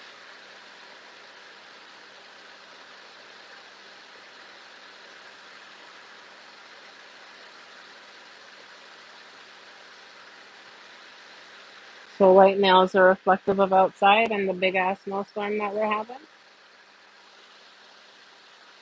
I don't want to make my nails too thick,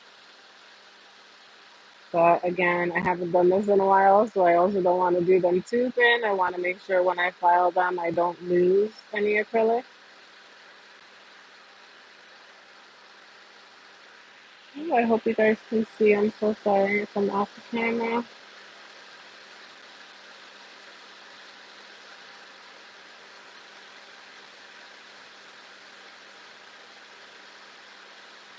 Okay, so you can see what I did there. I just applied it to the surface of the nail, and I'm gonna come back to after, file it out so it's all clean.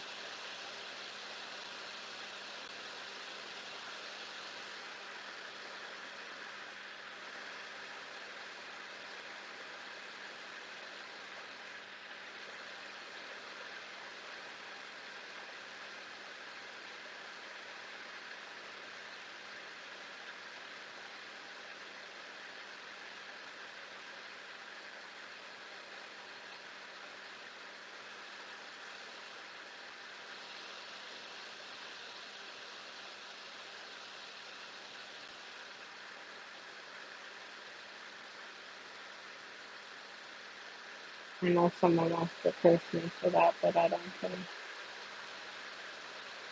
This is where I'm at today.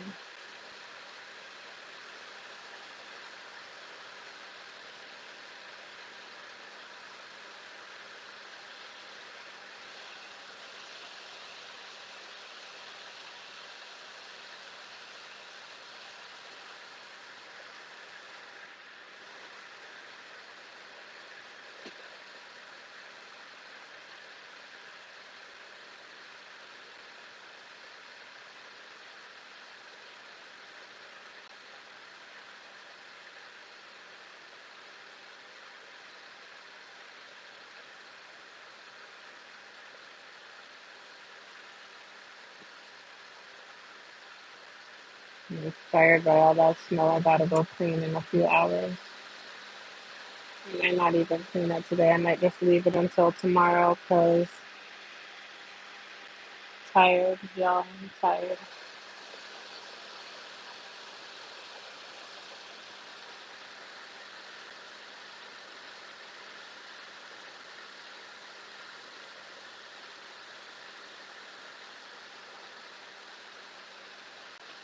And I hope you do not hear me crunching in your ear because I am eating.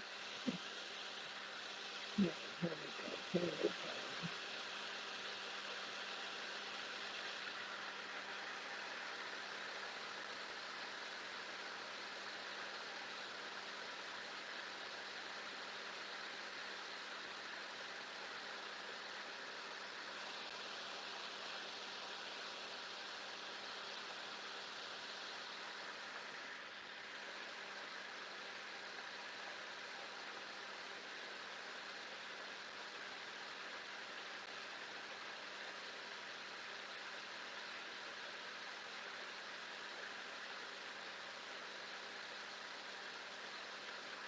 So my objective here is to just work small amounts. I don't want to do no big globs because it is white too. I don't want it to have no issues with drying.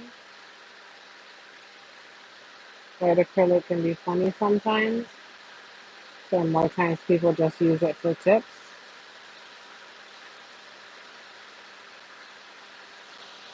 Um,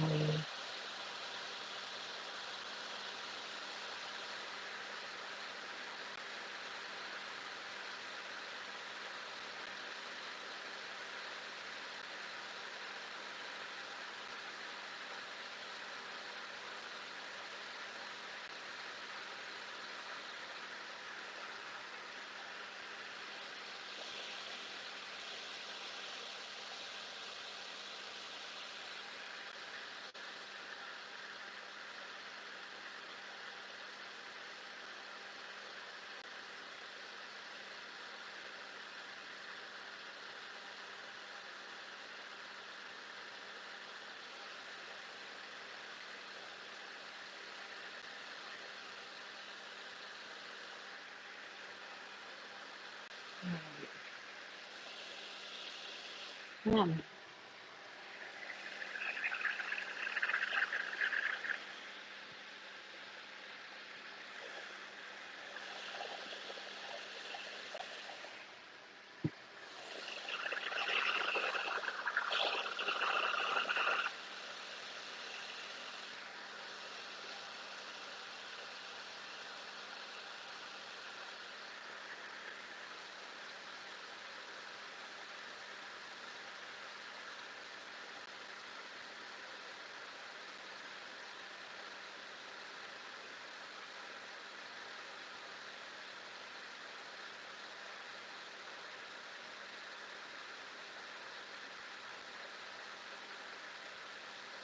You do have to give the liquid a second to activate the powder, so that's why you see me holding up my brush for a second before I put it down onto my nail, because I'm waiting for it to liquefy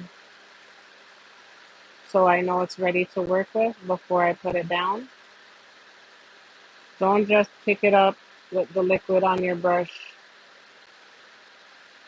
and then go straight into your nail because you have to make sure it's turned. The chemical reaction has to take place or else you're just putting powder on your nails and it's not gonna sit proper. You don't want that. So just take your time. Once you've dipped it in the powder, give it a second.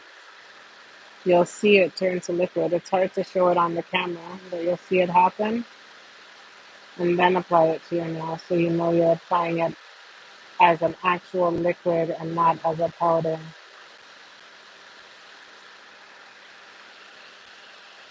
You could just wipe it off, so don't stress.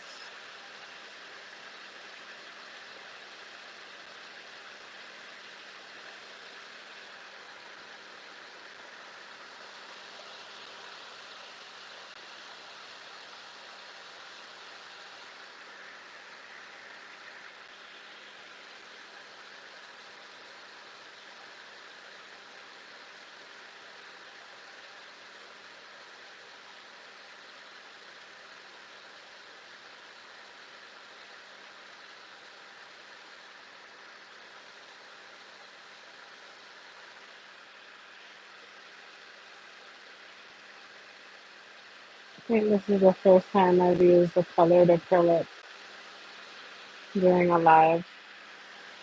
So I hope it's different and it's easier to see when I'm applying.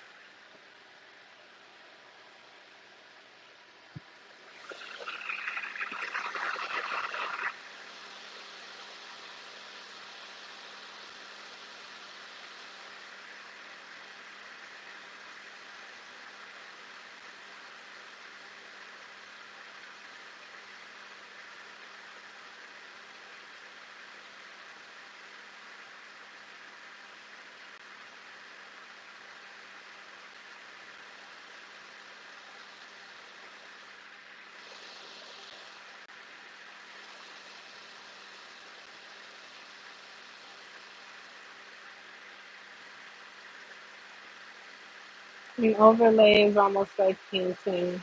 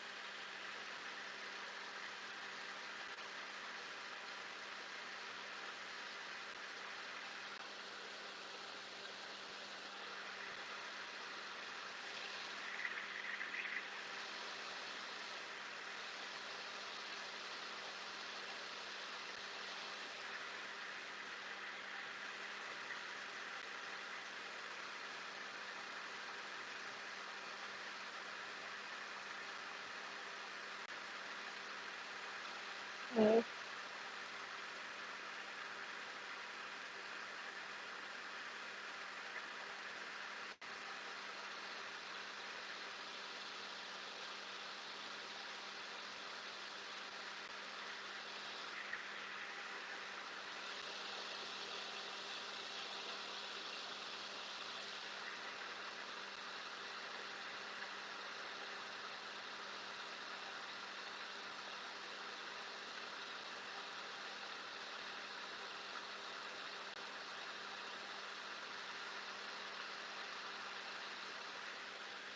Okay, this hand is done.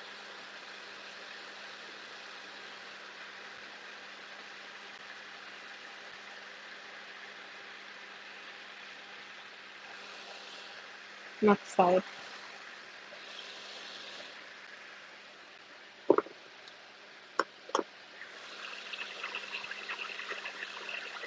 I'm worried I gotta move my stuff over because I can't for some reason work with my opposite hand and the opposite side.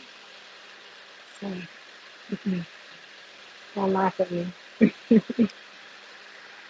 It's weird, but it is what it is. Just gonna give this a second.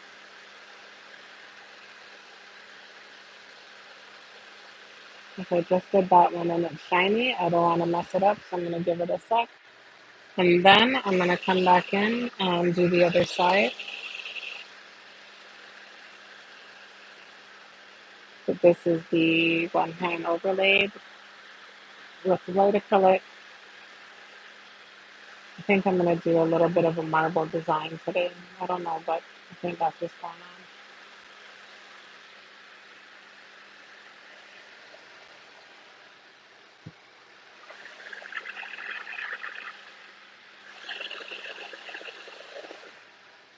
And I gotta eat while I'm working.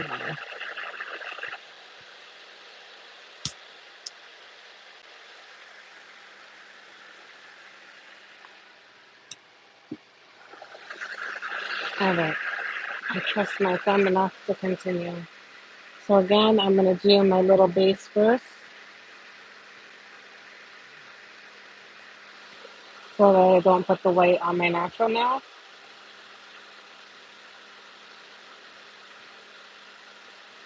And I'm just gonna do that by applying a neutral tone to my base layer. It's gonna be awkward.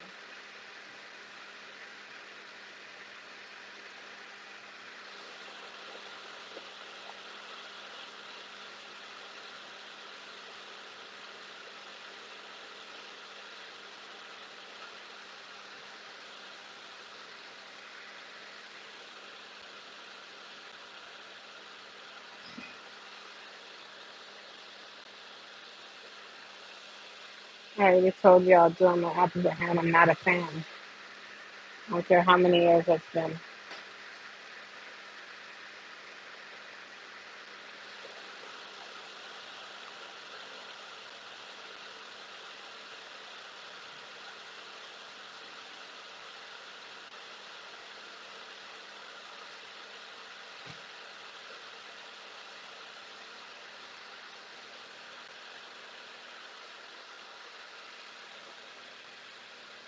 Remember to look at your nail from all angles.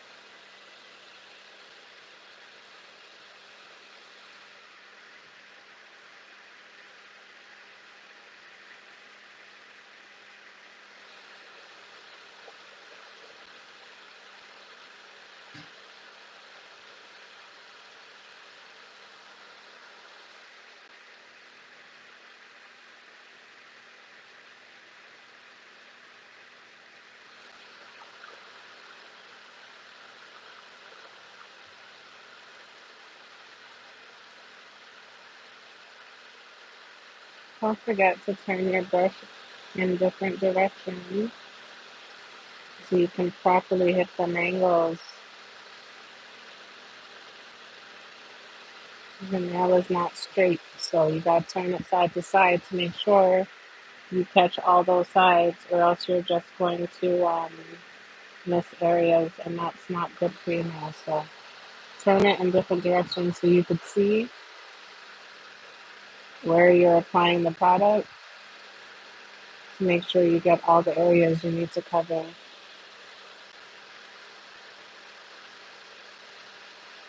I'm working with my non-dominant hand, so it's not so easy. So I just put the slip, what I call the slip layer down before I put the white acrylic.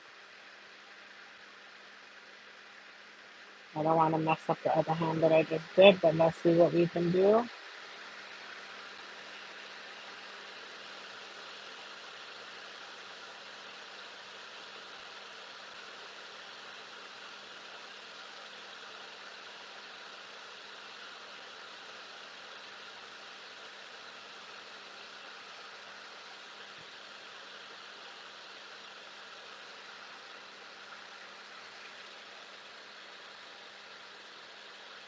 If you don't do too much, it won't run on you, so you don't have to worry about it getting carried away. But also, if you don't use too much liquid, it also won't run on you, so that's something to keep in mind as well. Oh, that's too much. Wait. That's gonna have to go here. That's way too much. Way too much. Way. I picked up more than I was supposed to, and instead of tripping, I just applied it to the next nail because it's gonna need it anyway, so might as well just make use of it instead of wiping it away and wasting the product.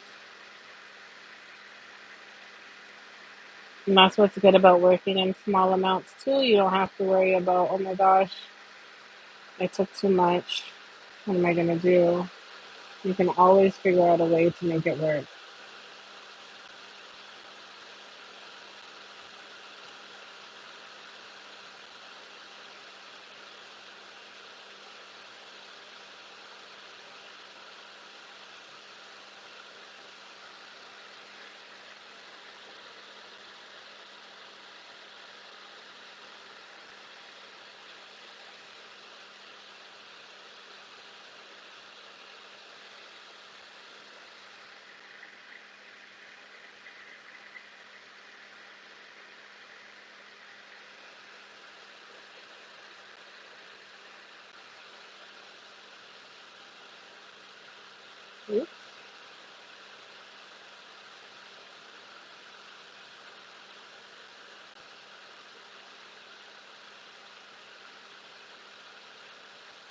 I'm getting shaky hands. Not even saying.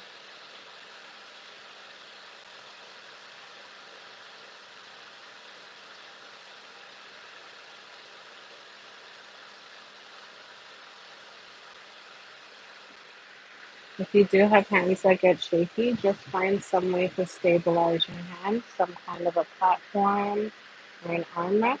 Get yourself something to keep you stable.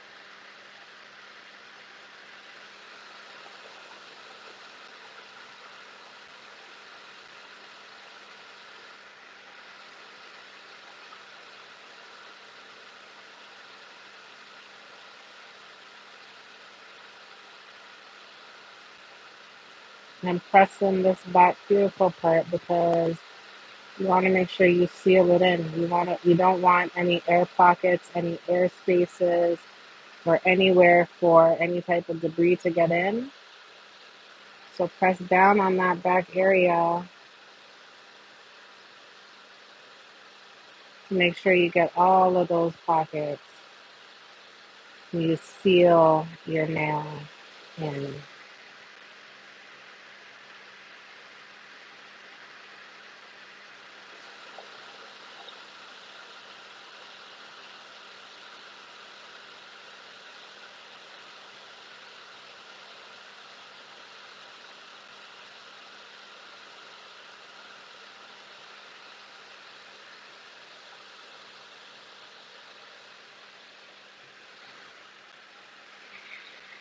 How's it looking? How's it looking?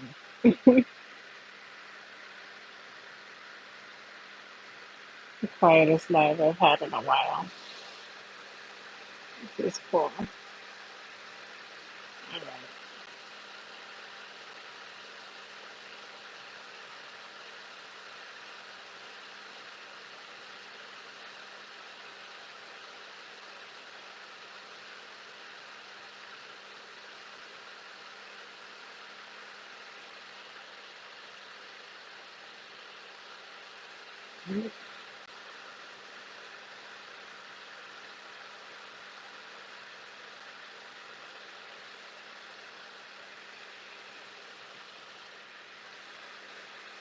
Okay.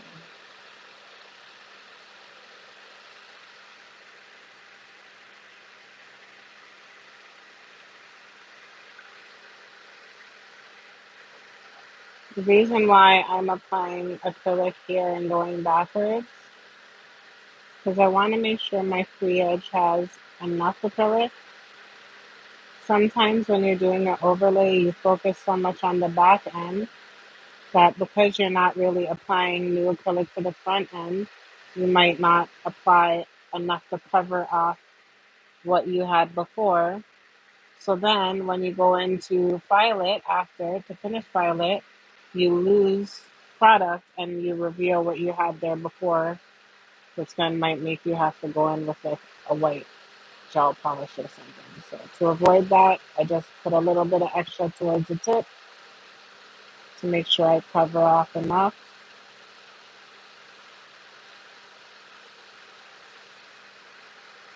And that way, it's gonna kind of dirty. I don't have to go back in with the white polish after.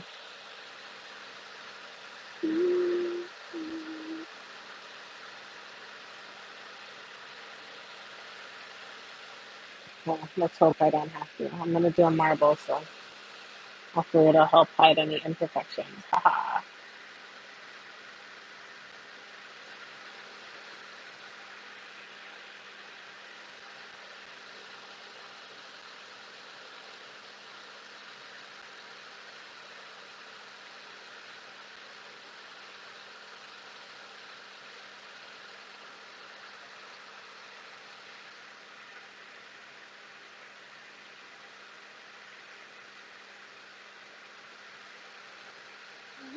Way too little, but that's okay.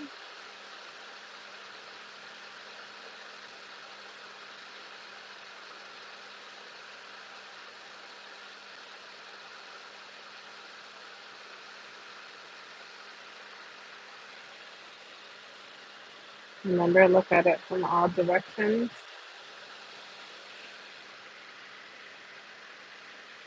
I'm gonna go top that now.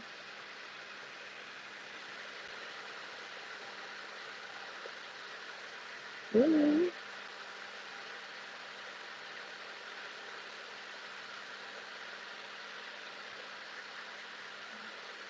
I'm not worried about the shape or nothing like that because again, I did all of that before, so it's just underneath the surface. It's a matter of doing proper filing.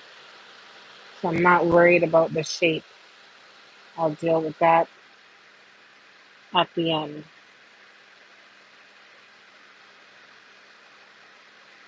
Right now, I want to apply enough acrylic to give myself a thin overlay or a proper overlay, but not too much that I have to do too much filing after I'm done.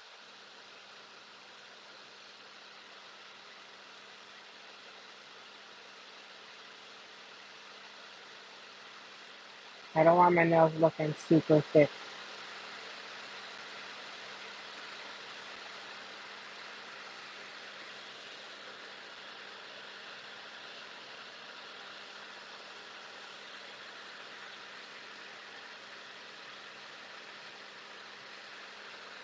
You don't want them to look thick, or you don't want them to be thin.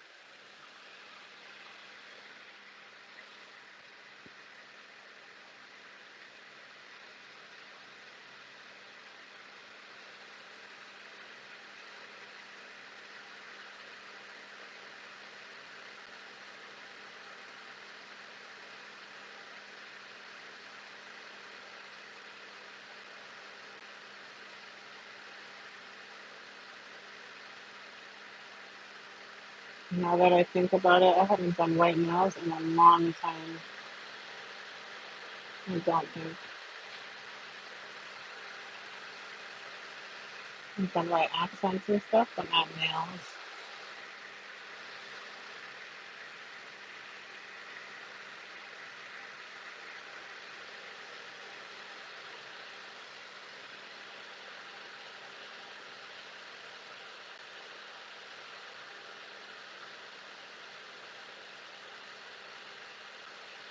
Oops, don't worry, I better just like that.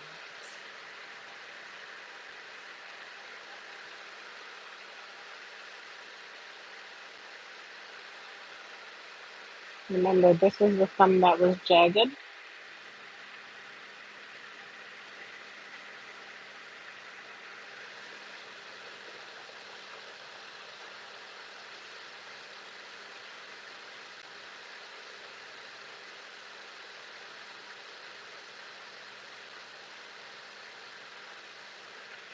that's kind of how my rebuild takes place. So,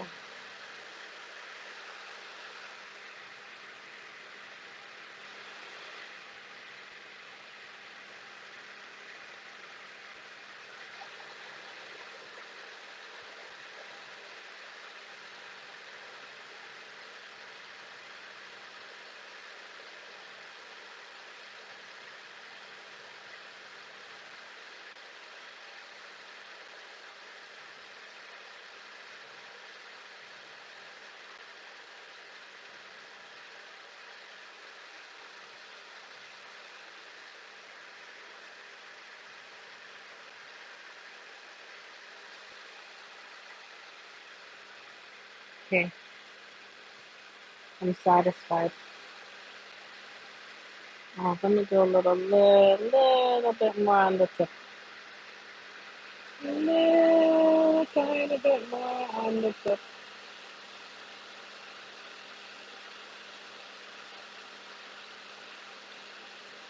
The smoother this acrylic is laid, the less filing you'll have to do afterwards.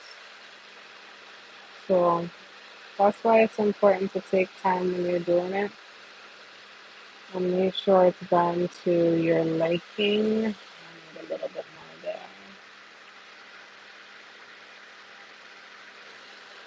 But the smoother you lay it, the less filing work you'll have to do.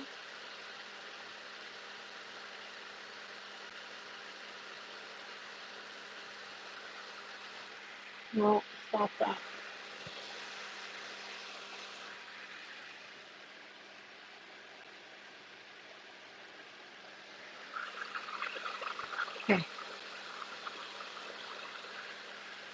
I can make this work.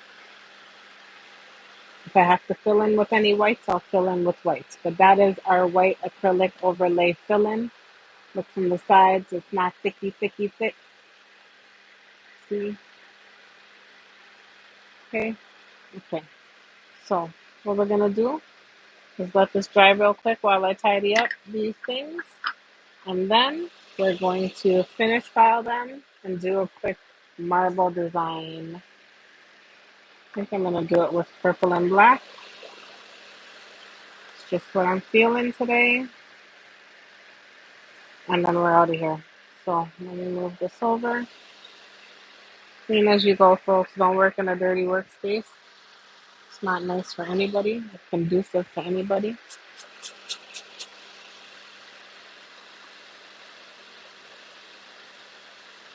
You can see there's no white left in my brush, which means my brush is clean. No acrylic is drying in there, hiding in there, so that's good.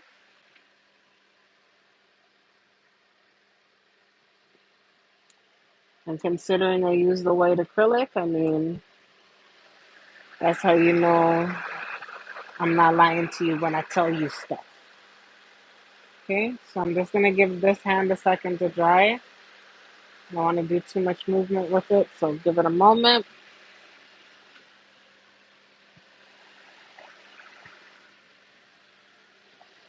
Oops, that's my phone.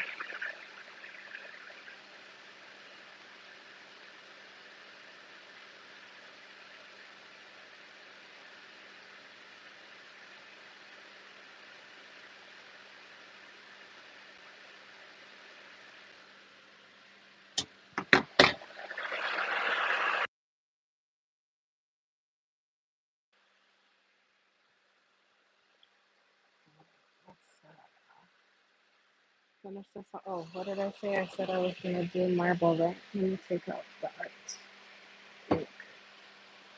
Oh, where are you hiding? Which one is black?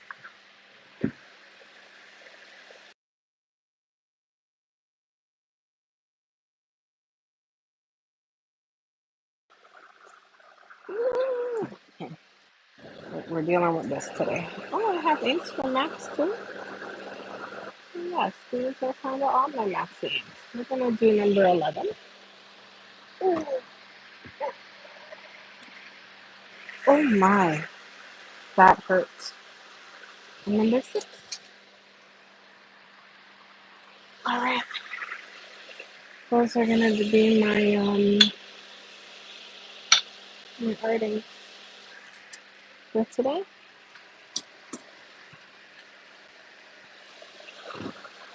Ooh, I need to calm down with this hand because it's gonna. Yes. Okay, thank you so much. All right, what am I doing? I forgot to put this away. Brown. I have a special container for this because it stinks. Airtight containers if you use nail liquid, okay? Nothing fancy, just my tahini container.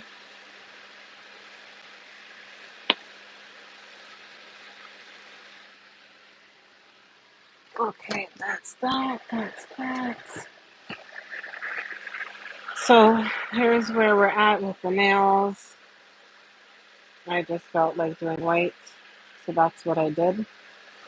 Um, I'm gonna do a marble design, not on all of my nails, just on two and two, and probably the thumbs. And I'm gonna let the rest of them just stay. My nails are drying right now. This is why I'm not filing it, but they should be drying in just a second. And yeah, I hope you guys are doing alright still. I haven't checked in a while. I'm supposed to be doing my videos. I've been laying on that too. It's been bad. It's been bad, guys. I've been neglecting life. It's been bad. I feel like I just need a pause, a real vacation. I think I need to get on a plane vacation.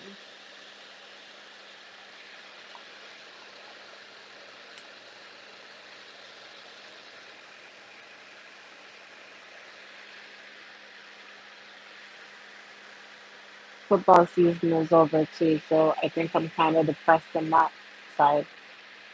This time of year, when football is over, and it's like the first Sunday, excuse me, I get real sad when I turn on the TV and realize I don't have no NFL to watch.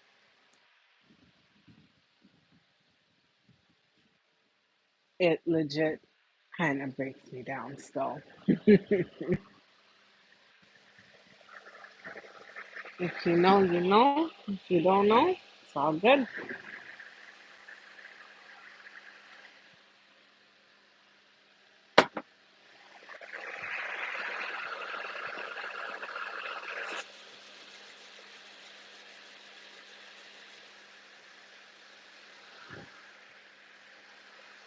'When you do a colored acrylic overlay on your nails, it's challenging sometimes because depending on the color of the acrylic, how it's applied, if it's not done properly, if you don't apply enough, or if you file off too much, you run the risk of legit messing up your nails.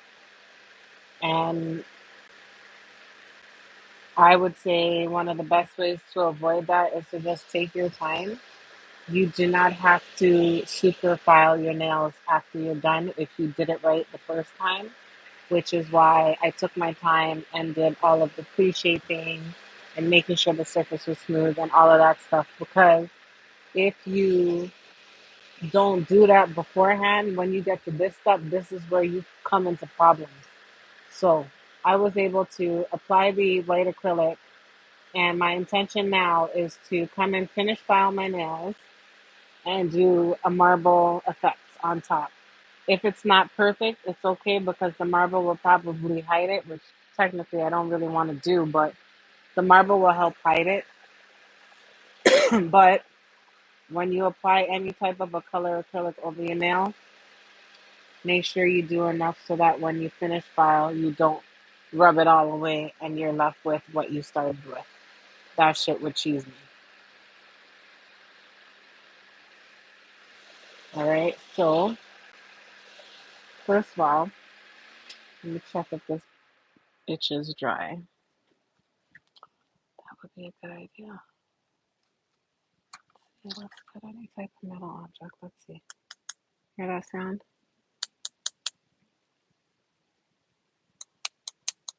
That's a dry nail. Hear that sound? That's not quite there yet. There's a difference.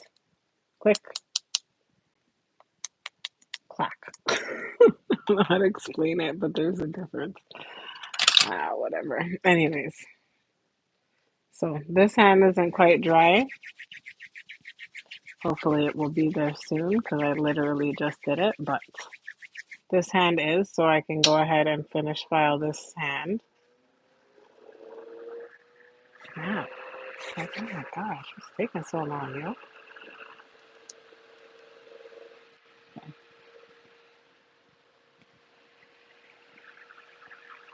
And again, this is why it's important to heat up your nail liquid when you're working in cold climates because otherwise it'll take forever for your nails to dry, yo.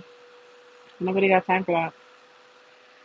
All right, so I'm just coming in to go right over my cuticle area in what we call sealing the cuticle. And because my see, I didn't put enough. I didn't put enough. Anyways, because my application process was pretty smooth, I don't really need to do too much here except for come across the surface and just make sure it's more smooth. But I don't need to, or clear any humps, but I don't need to press in here too hard. I don't need to do too much work. I did all of that work already. And that's part of why you don't apply thick amounts of acrylic because you don't want to be coming back and messing up your application by removing product or having to dig down deep and remove so much bulk that like you waste products.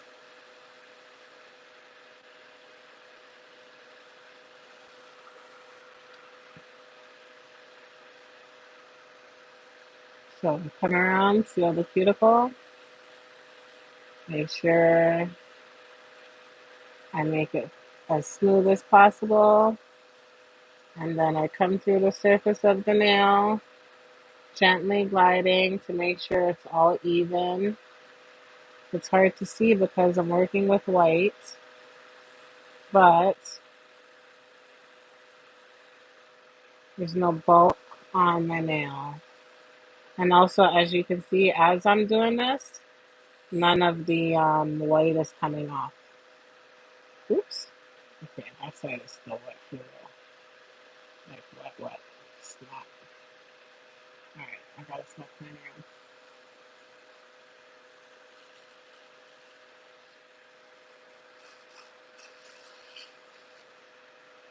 Okay, again, I'm gonna come around the cuticle, gently, slowly, not pressing hard. This is just a seal. Make sure it's smooth out. And when it grows out clean. And I'm coming, no, because I'm going to use a hand file, again, I don't have to really do too much. So I'm just going to gently come across the surface, make sure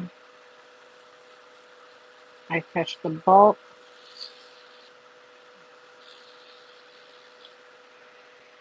and I'm good. I'm going to reshape the edges shortly, so I don't have to stress that part either. I'm trying to keep myself properly in the camera, but also like see what I'm doing. So this is kind of hard, but here we go. I'm going too hard.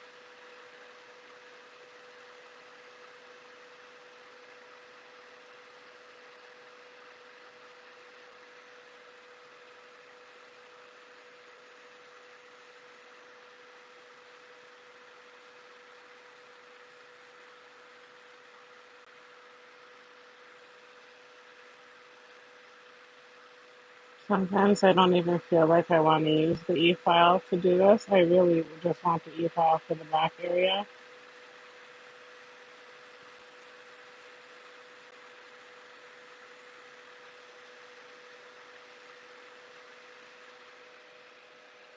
But not really much else. My other side is not dry yet though. So I'm going to keep going with this side and I'll finish the other side once it dries a bit more, okay? So I'm going to use the hand file now and just finish the shaping side of this.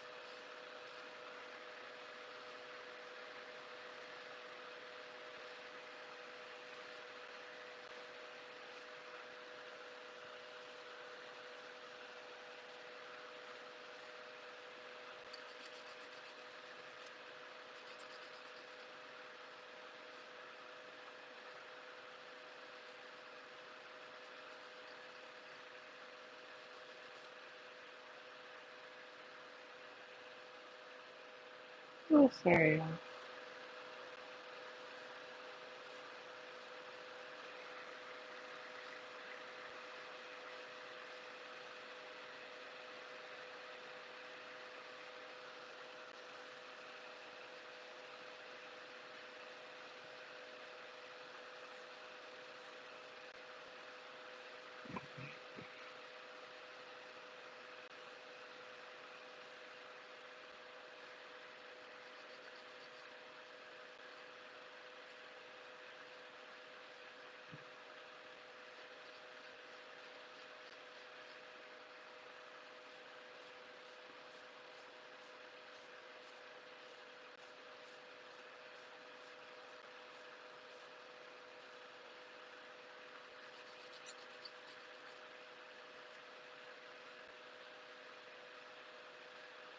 I'm really feeling under the weather. Oh my gosh. Me down, yeah.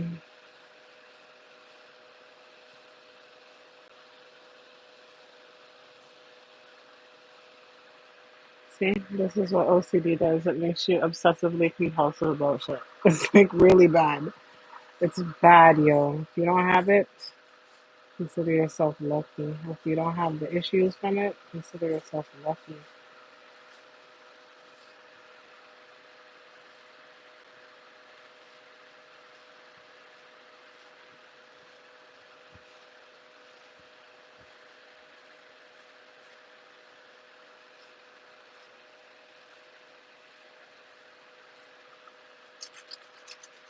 And your shaping don't just work from one side, work from both sides so you can keep an eye on how the shape is coming along as you're working and you minimize your chances of your shape being miseven.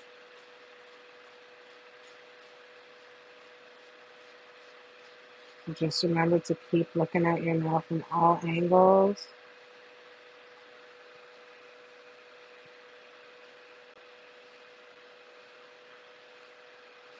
This is another way to seal your cuticle as well. You can just go over it with a file like this, which is probably what I should have done in the first place, but whatever.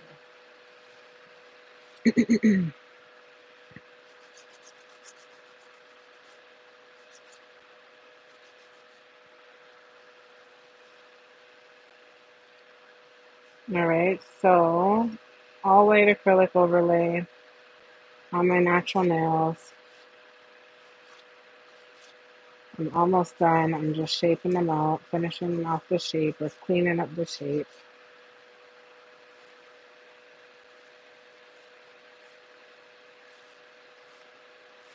Use the rougher grit to shape. Use the softer grit to smooth.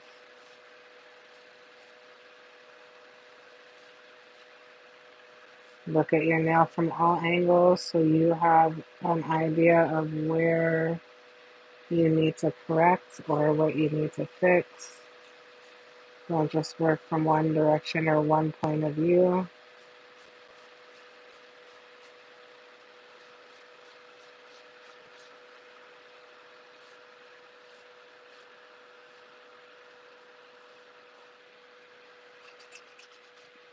Take your time when you're working. There's no requirement for you to have to speed or do any craziness like that. How's the lighting though? Real light. What the actually is it?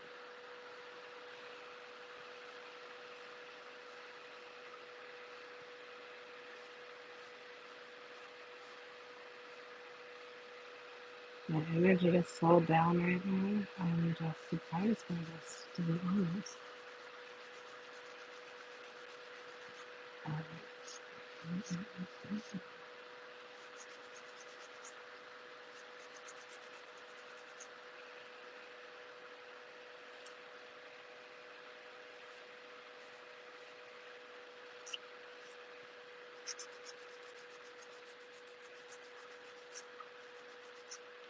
Anytime I look at all white nails, for some reason, like the first thing that comes to mind is Sailor Moon.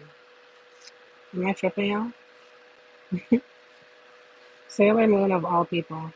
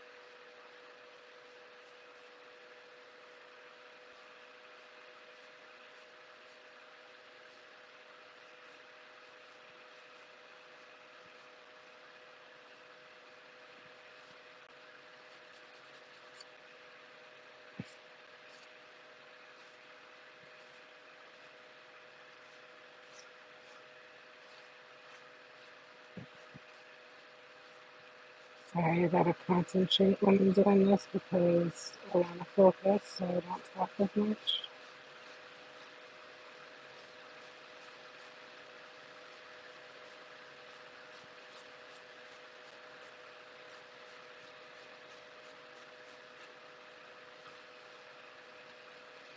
I want to make sure I'm not taking off too much product. Okay, and number one, done. Excuse me.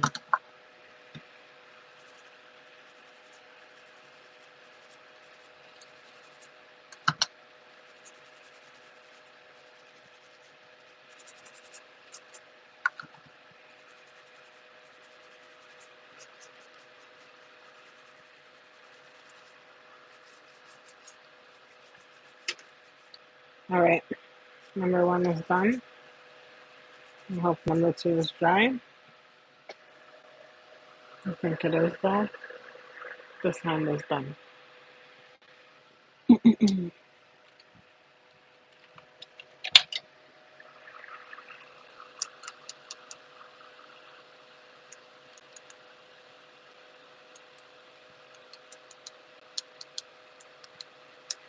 We're not going to e-file this one. We're going to hand file it.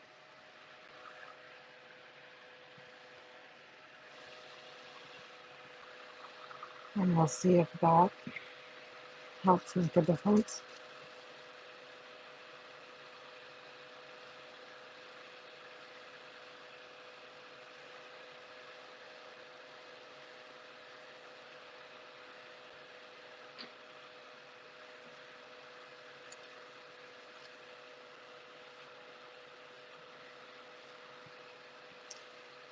And the reason why too, that way I can shape it and then I can finish it one time.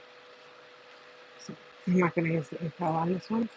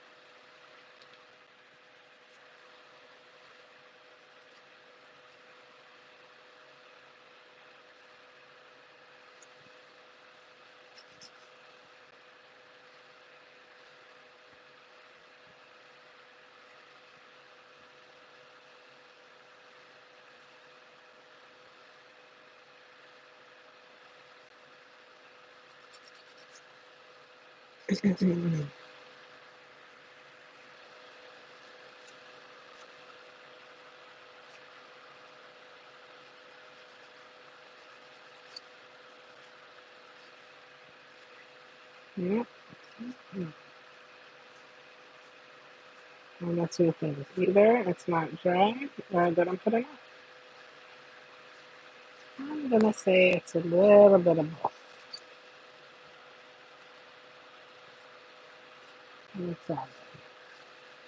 This one's going to have the marble design on it, so it doesn't have to be perfect.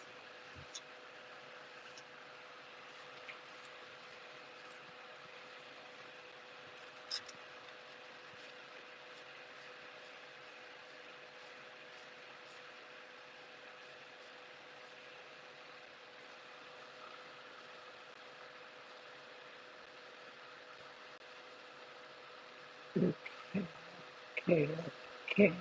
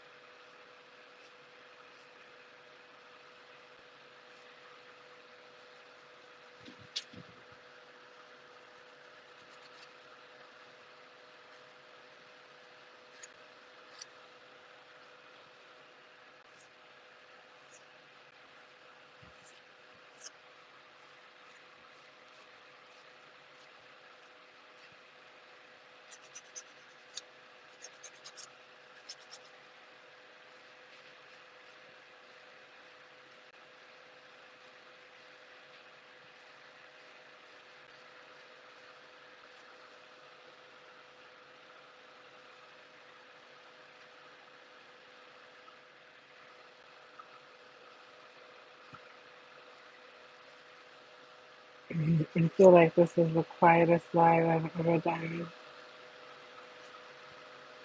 which is a testament to how I'm feeling today.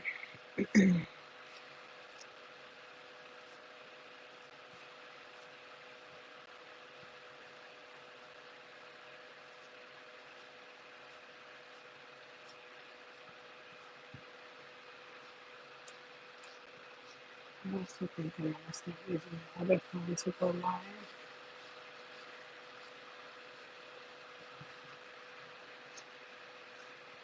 Yeah, stop messing around before I lose all my color.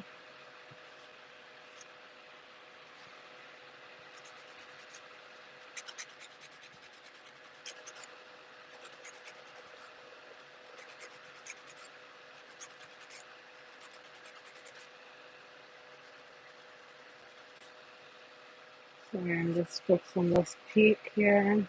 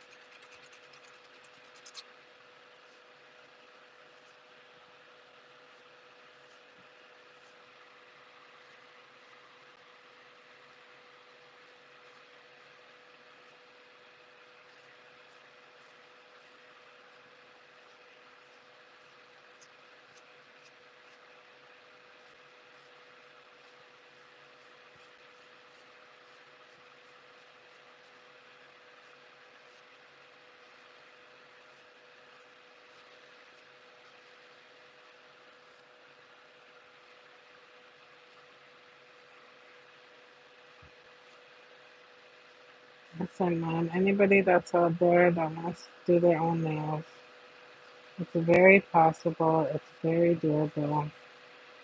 You do not have to be a professional, but you should make sure you understand how to work with the products that you use. And the more you practice, the better that you'll get. And don't feel discouraged. There's nothing wrong with trying a thing.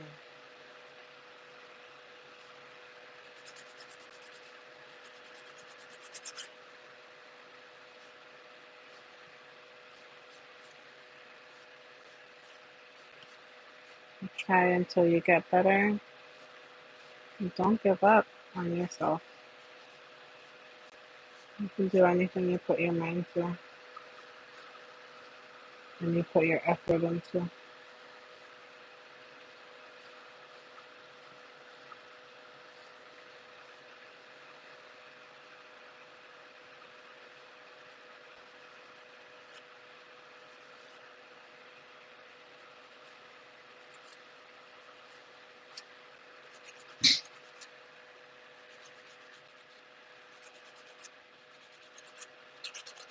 Alright, I think I'm done.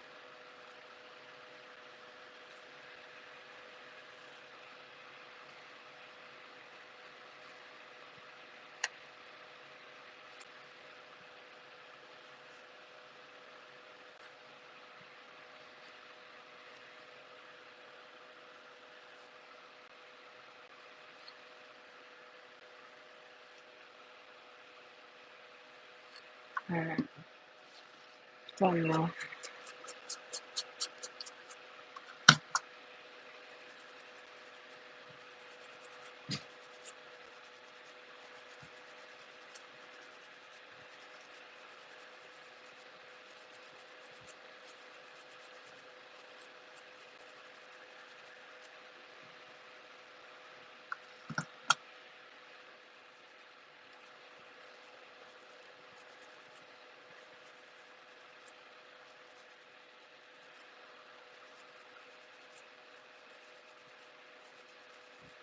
All right, boom. Sorry, I just really like this stuff. It's like giving yourself a wash at the table with a quick scrub. So it just, better aesthetic. So I didn't put enough there, but that's okay. Like I said, I'm about to marble this out, so I'll fix it. But that's the white acrylic overlay on my natural nails. The design is going to be marble. I'm not marbling all of my nails, just three of them. But I forgot how this marble thing works, so give me a second to figure it out before I continue. Because otherwise, I'm going to mess this up like I always do. Sure. Use some alcohol.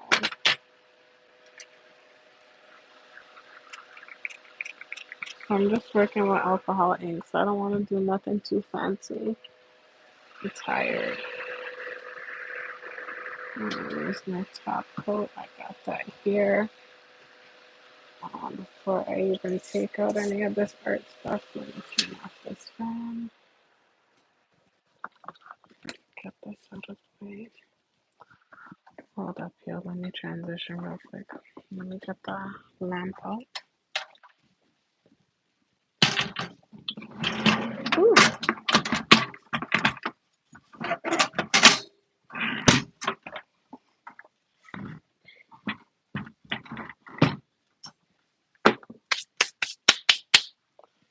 Let me get the lamp out.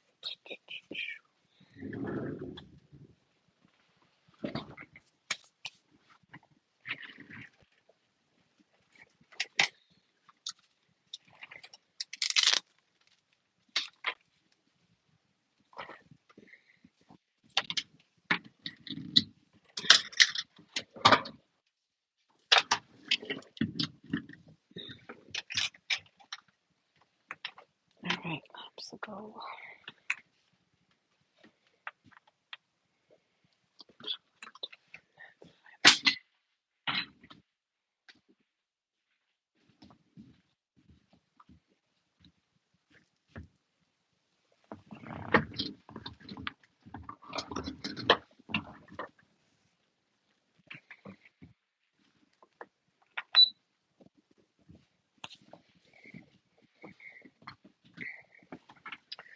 Now, it's been a minute since I've done this marble thing, so ask me if I remember how, and I will tell you no, I don't.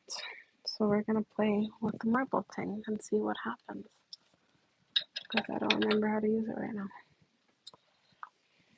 I don't even remember if I needed to use it first time. Here, let's see what happens. If I mess it up, I mess it up. Oh, well.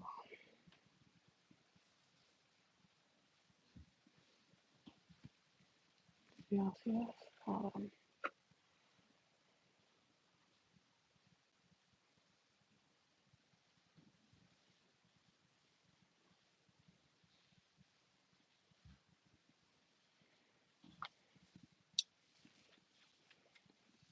You see that?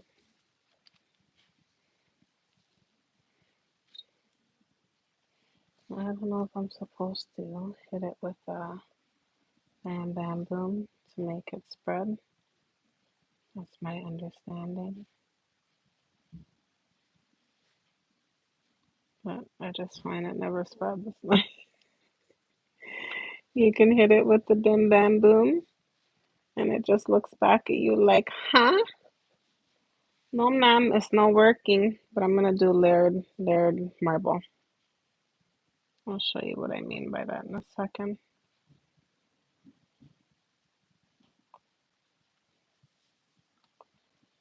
I kind of like that look though.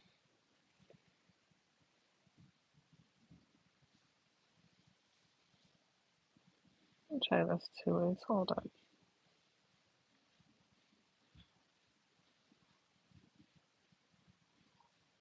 No, I just find it's not doing nothing, yo. So let's just do beer marble, okay? I mean beer ink. And see how that pans, because I tried working with this thing and it's not working with me.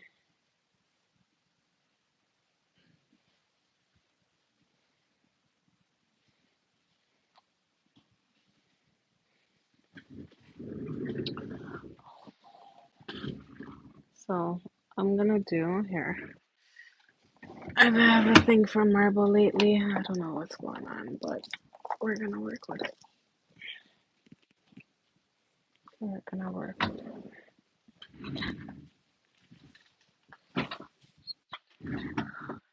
Liner brush.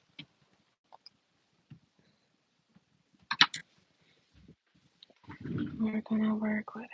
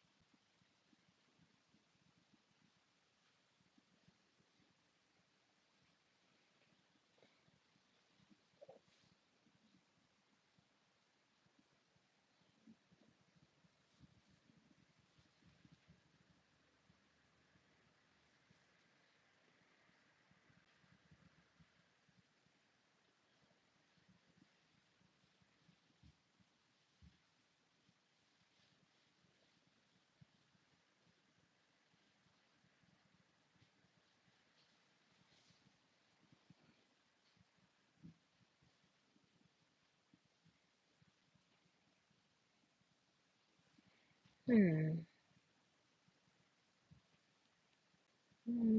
not spreading how I want it to, but I can make it work. Oh my god.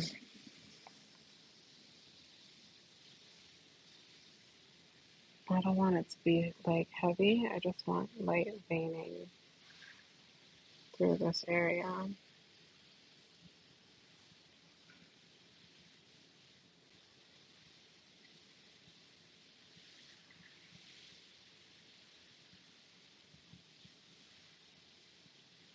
That's too thick for me. I don't like it. Actually, maybe I can make it work still. Alright, let's see what I can do with it.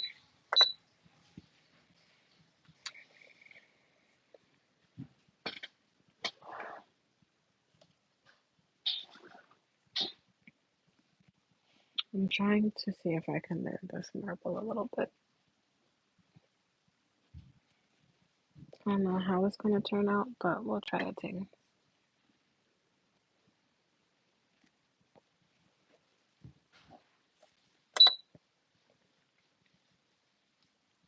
Let's do this next.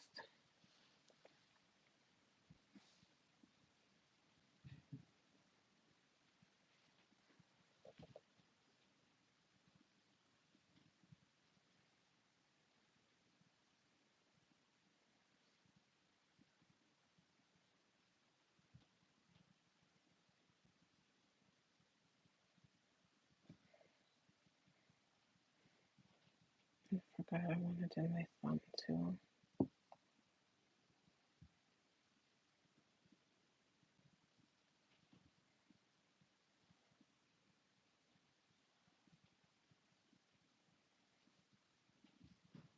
I'm so out of it, y'all. Oh my gosh, I'm so out of it. And I'm slowly going downhill as I'm doing this, but we gonna make it because we strong, right? Yeah, we gonna make it.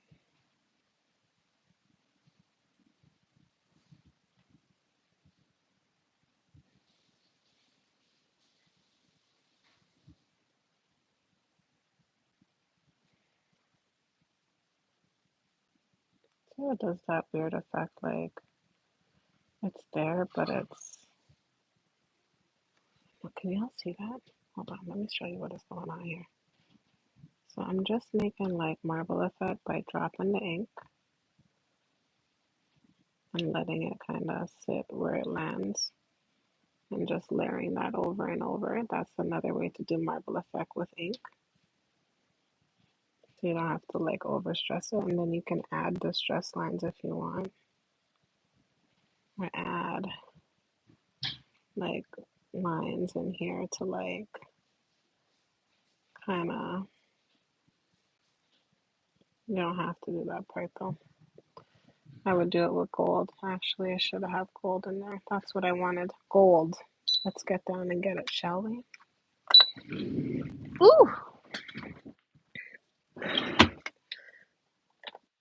If you watch often enough, you'll know I have a thing for gold.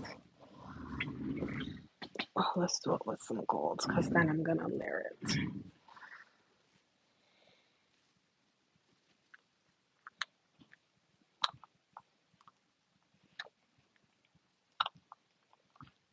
I'd rather the gold instead anyway.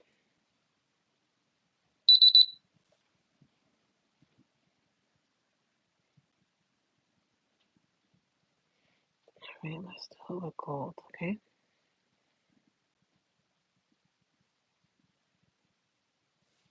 Because I'm going to end up doing a purple layer on top. So I want it to have like a layered effect.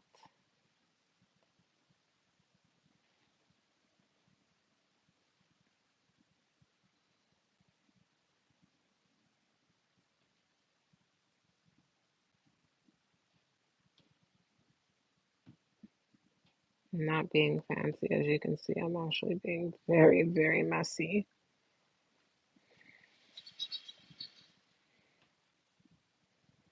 I'm not an artist like that. I do abstract art, maybe mainly, but I'm not like a Picasso. I can't draw for my life. Where does Bond? I can prove it, but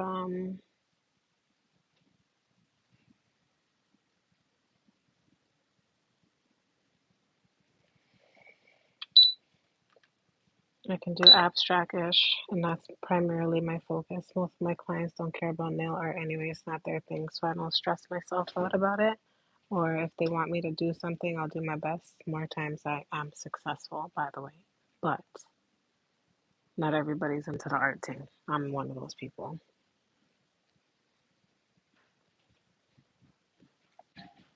There's going to be a few layers to this process, but I think it'll be worth it. Let's see.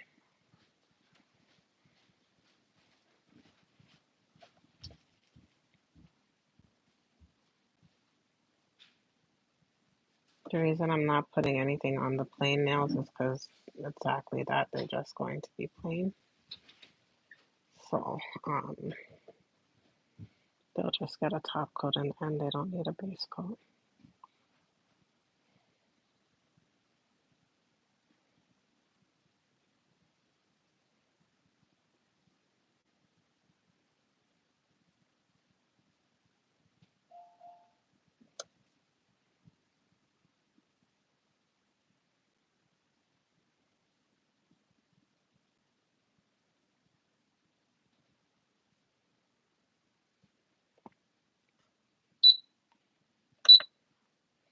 I'm going to do this lavender color next, but I don't know how it's going to turn out on top of black.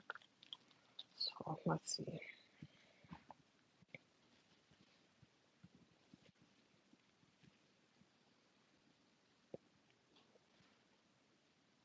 I don't know. I'm not a person that likes to do all my nails with a design. I usually choose three. These are going to be the three today. Um, Two or three. Usually ring finger, middle finger, ring finger, pinky finger, or these two. Like, I don't like to do every other finger. I think that's tacky. But also to each his own. So it's basically what people prefer. Um, but I don't like it on myself ever. No exception. I seldom do the same design on every single finger. Something has to be different somewhere. I'm weird like that. Okay, let's see if I could do it with the purple now. Oh, look, it's taken over. It's taken over. Oh, I don't even think I want to do so much anymore because it's just taken over. Oh, the purple is fire though. But it's just like taken over all my black. Like, it's gone. Like, Yo, I didn't realize it was that strong, B. Let's see here.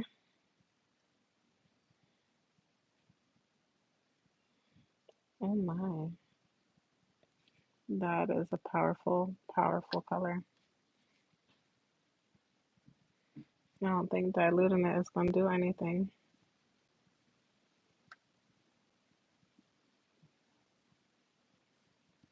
Wow.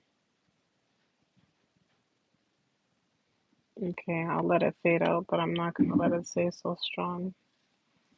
That's crazy.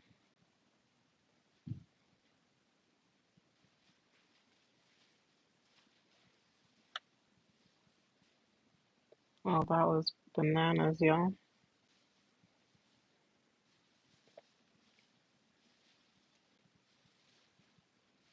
It just like took over all the color.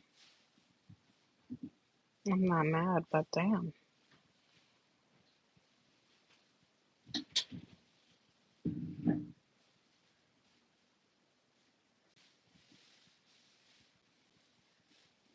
I still wanted some white in there, like, holy. Okay, actually, I think I can still get some white. Let's see, hold on. There we go. How did I do that, you ask? The magic of alcohol. Because it's an alcohol ink, so you could just wipe it away.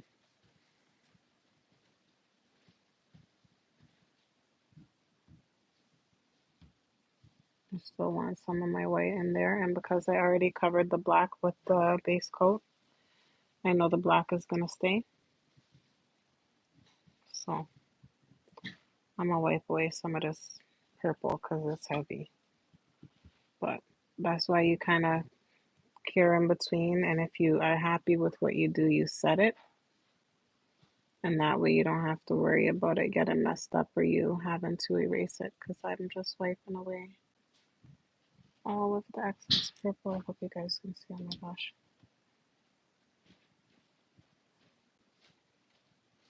And then the gold is still there. This one is heavy though. Holy.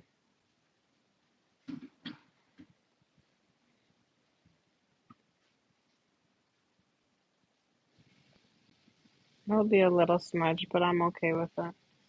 Oh no, did I put it between this one? Yeah, I did. Okay, I'm good.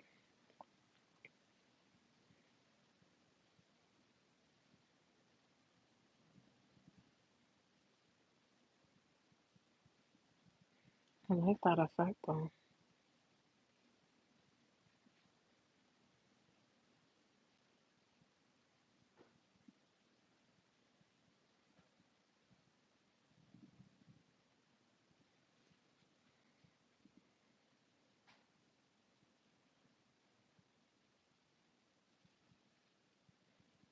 Alright, I think I'm good with that. Ooh, no, I am not.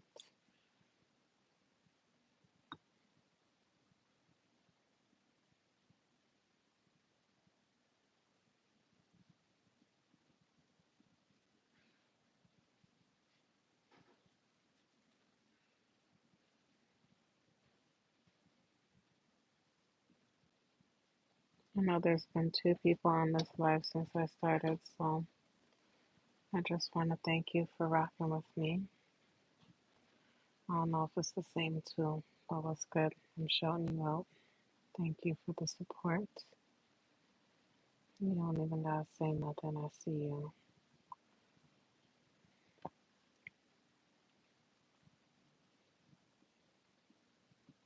All right. I kind of janked it up, but I'll make it work. I can work with this. All right. So this is what we're our final. This is what we're staying with. That way, the second hand will be much faster.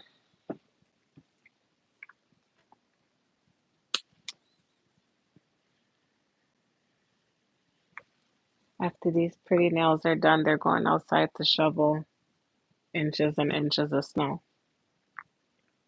So the snow will have pretty hands. Attending to it. Outside is not nice, y'all. Excuse me. Outside is not nice at all.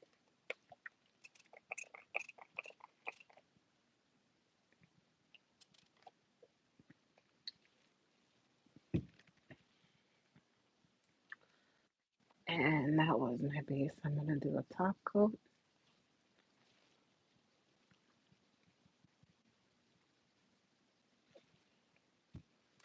You can see my lamp is right here and my gels are over here.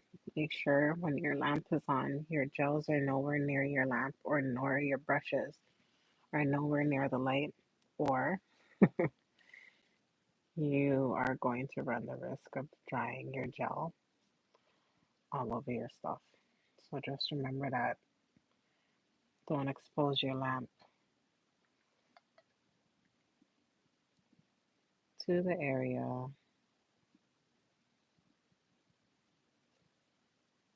where your gel is, or else it's going to cure your stuff. And there goes your product.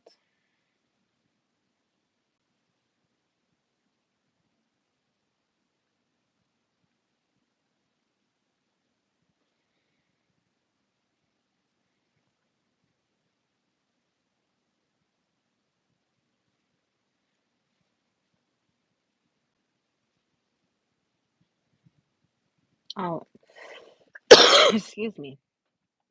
All in all,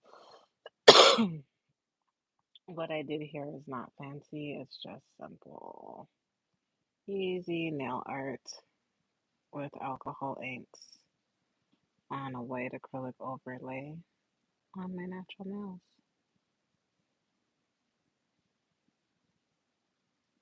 Show everybody that if you want your natural nails to be a certain way, they can be.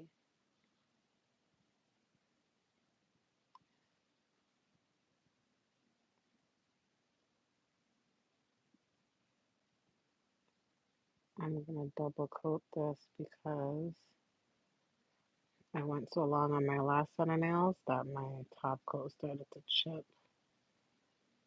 I did like a couple clients in between, and from using the nail file, I kept scrubbing off my own ish. So I'm a double top coat because if it becomes a busy week, I ain't letting that happen again. No bueno.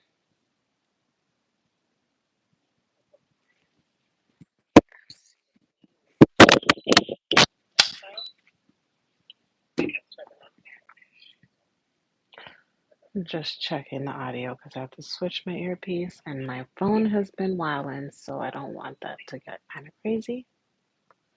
So forgive me. I hope you can still hear me.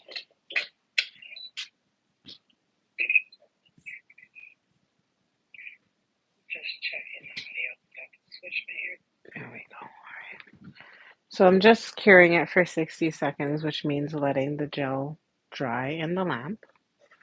And so I'm going to do another coat of top coat, which is clear because it's nice and shiny and it makes everything nice and Sailor Moon shiny. Okay, so let's do this real quick because I still have another hand to finish.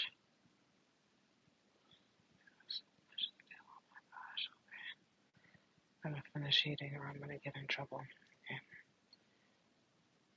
That purple is strong, strong.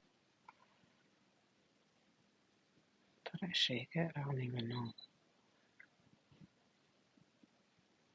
I'm liking the way the gold is in there, but it's not like in your face, but it's nicely hidden.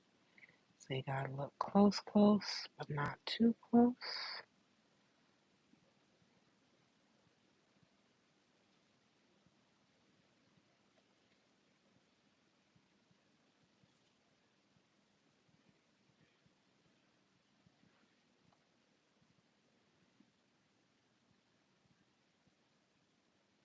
When you're applying gel polish, don't press hard. Apply it light as a feather. Just make sure you have enough to apply, but apply it light as a feather so you are not, so the product can spread around properly. If you press too hard, it'll like stay in one space so it's not properly spreading. So just gently stroke it over, feather light. Make sure you get all the way around.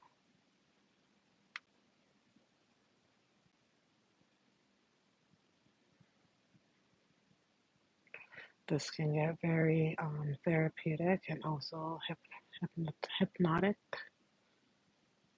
You can feel hypnotized by this fish.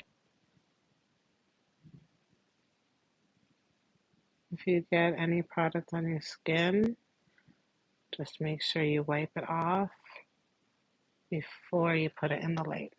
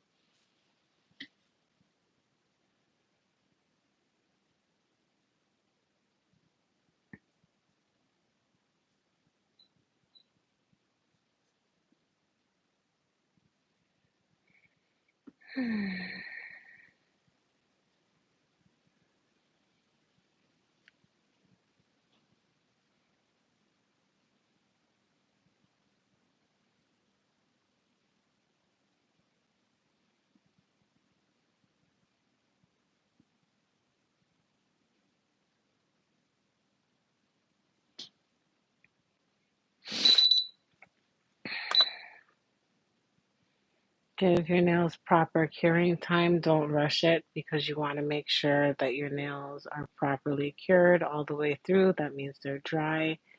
If you rush it, they can chip, they can break, they can crack. All those things can happen. Your polished job won't stay and all of that stuff. So just like take the few minutes that you have while you're doing your nails to actually use the full time. Don't just rush for things to pop out and be done or whatever. Take your time with it.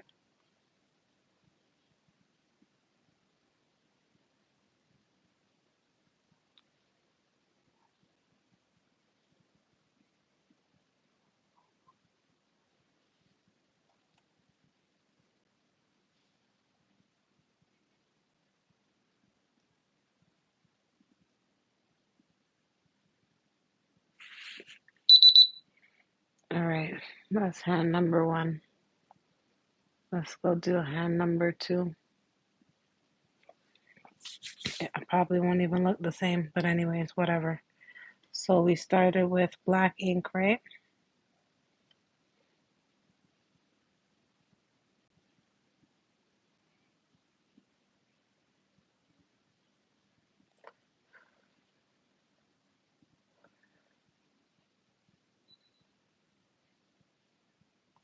I don't know why this one doesn't layer the same way, but whatever.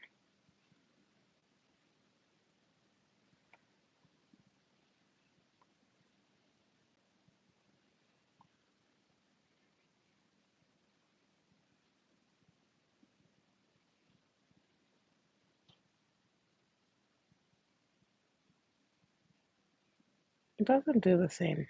I don't know why.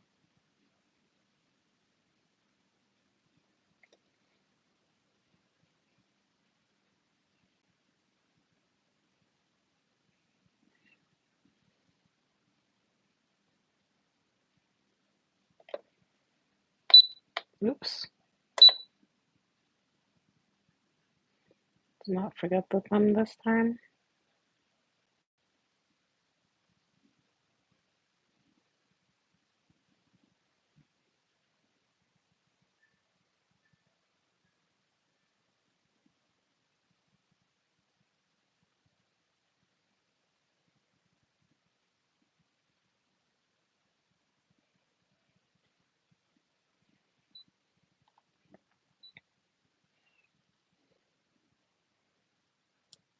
Wait a second. My crazy self just do this. Of course I did.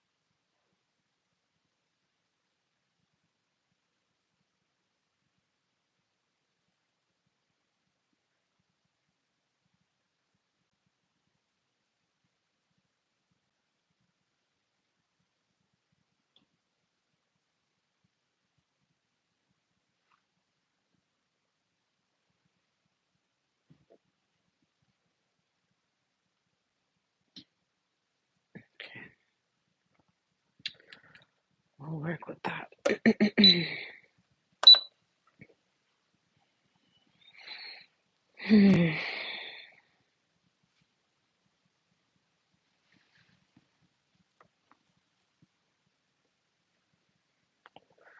What's up, Loco? Thank you. You're so sweet.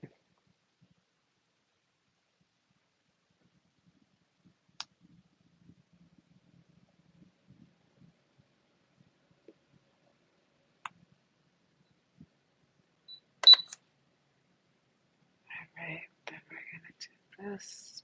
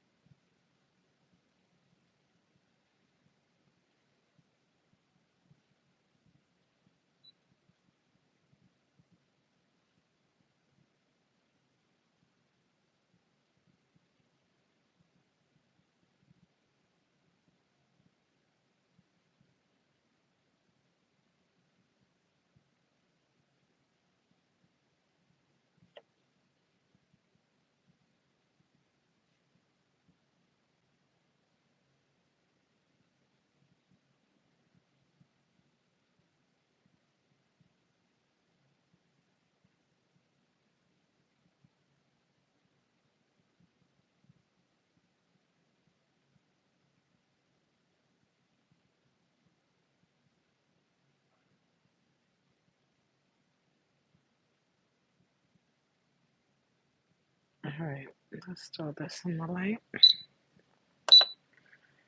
And then we'll come through with the purple. I don't think it's gonna drape as much as this purple, but we'll see.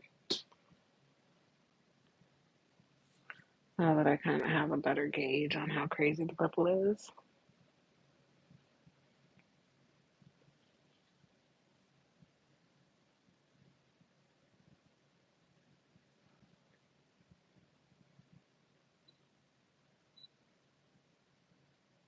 But it works.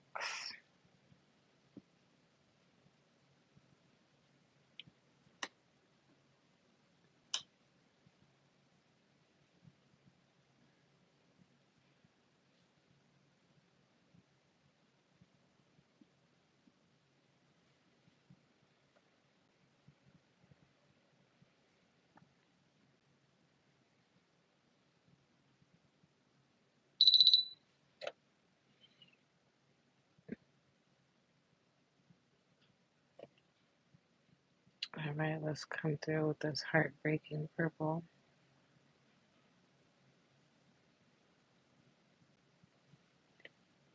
That is like evil to take over the world.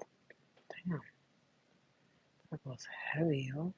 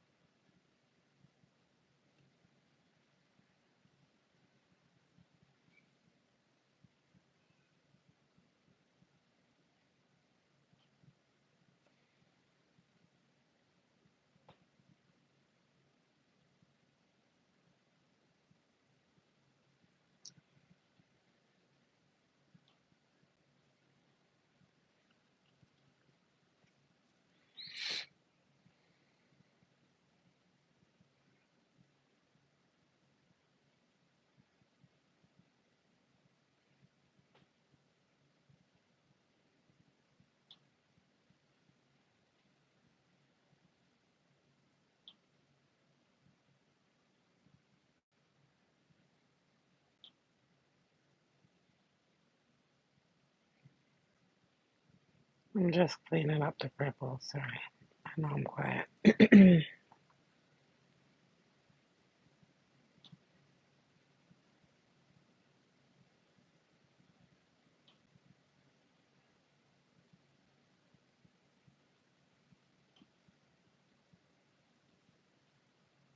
I just don't want it to be so stainy.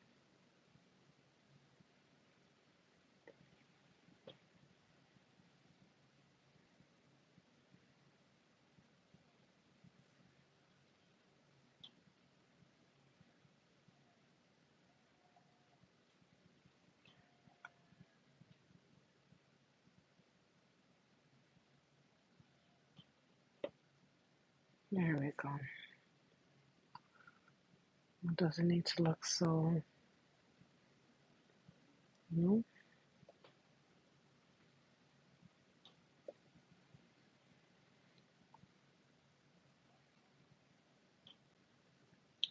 it doesn't need to look so messy is what I'm trying to say. There we go.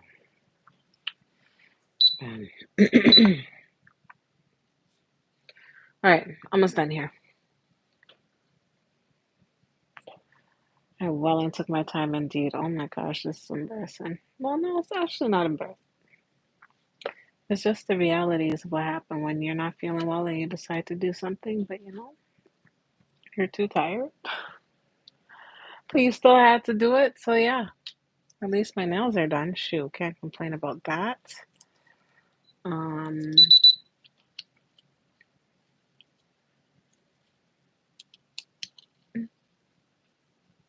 all right,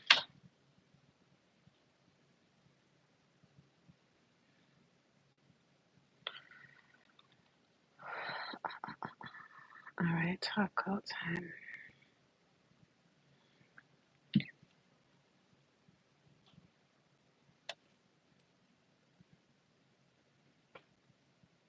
So I double top coat because I want to make sure that I seal in my work. And I find that helps when you keep your nails for a really long time to make sure they don't chip or crack, or at least the polish job doesn't. Fortunately, in this case, It is not polish per se, it's actually just all acrylic, so I'm not worried about anything chipping or cracking.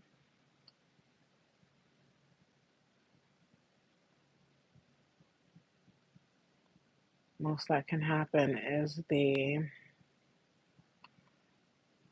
surface will start to rub off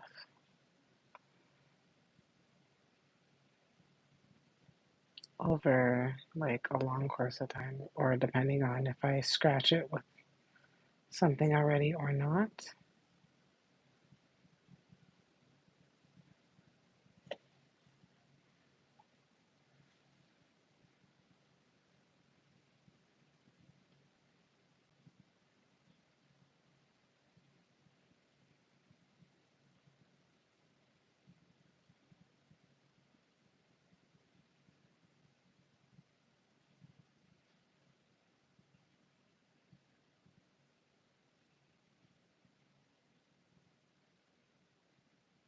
I'm telling you, man, you can get lost in the stroke. It's crazy. Okay,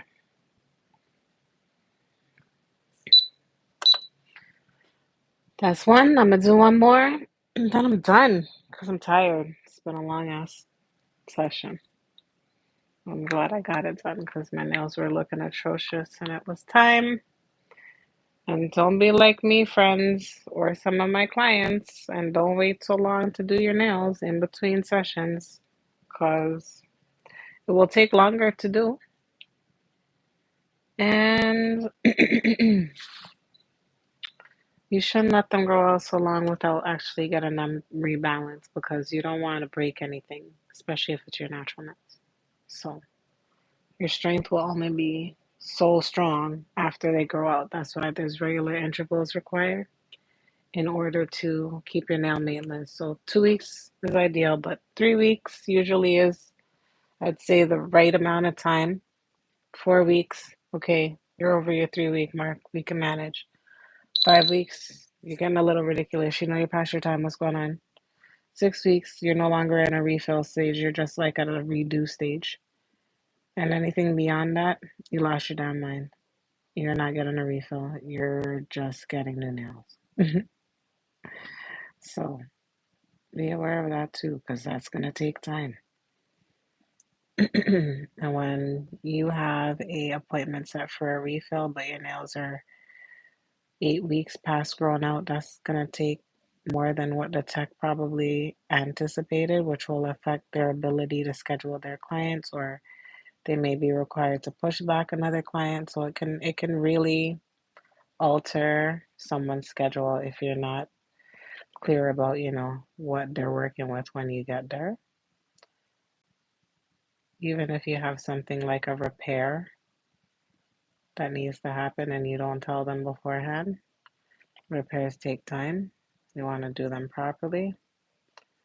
And so that can add an extra amount of time to your service, which can impact other clients depending on the type of tech you're working with.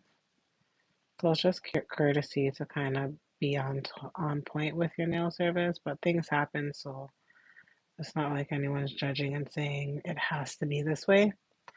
Obviously, if you have a personal nail tech, they will understand. And also, if you have a shop that you go to regularly, you hope that they will understand.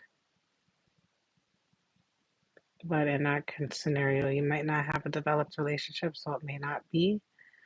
But again, you just hope for understanding. But try your best to stay on task with your maintenance requirements.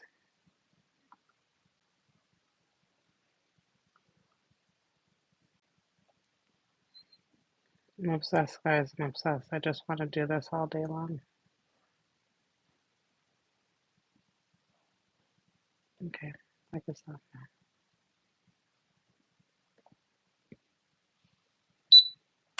Also, check through your nails after you've dried them to make sure there's no bubbles and that basically everywhere got dry.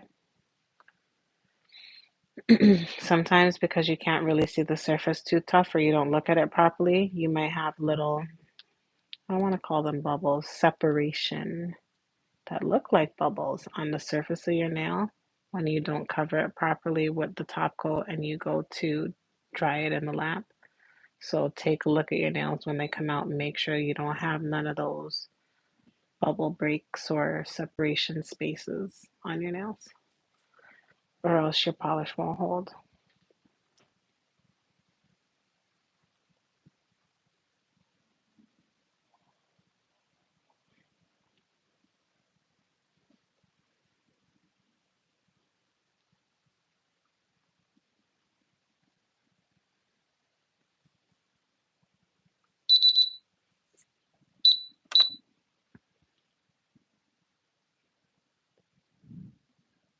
Wait a second, was that one or was that two?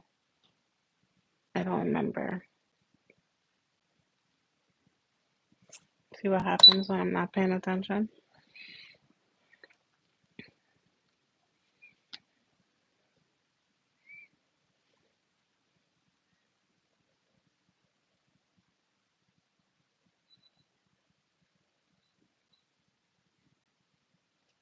I don't remember, but I'll do another thin top coat just in case.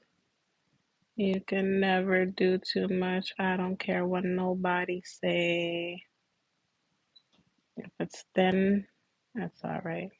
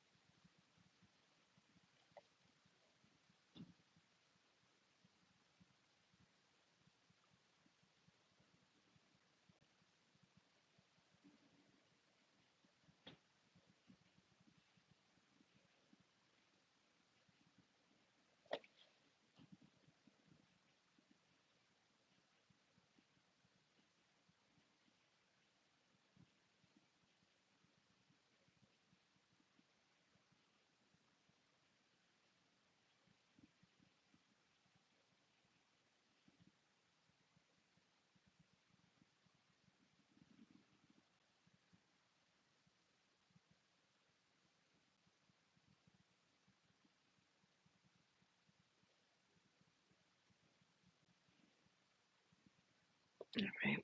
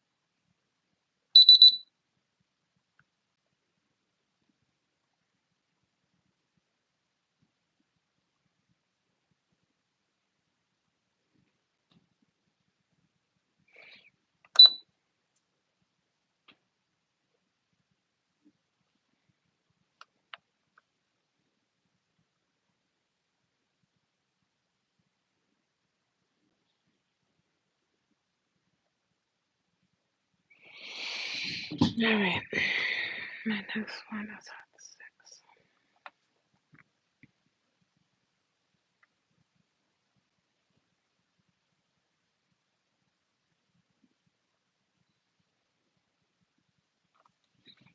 All right, y'all. I'm almost done here. Sorry, I'm a little out to lunch, but essentially the nails are all done.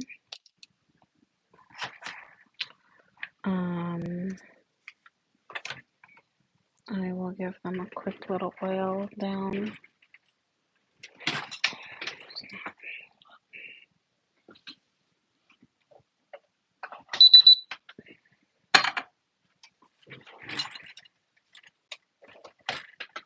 All right, so here we are. We are all done. The top coat that I have is not sticky, so I'm not required to wipe it at any way. So I can just come straight into oiling and or lotioning my hands, which I'm gonna do right now because they're hella ass dry. Hella dry. After you use the alcohol, you want to make sure you put the moisture back into your hands by way of oils or lotions, but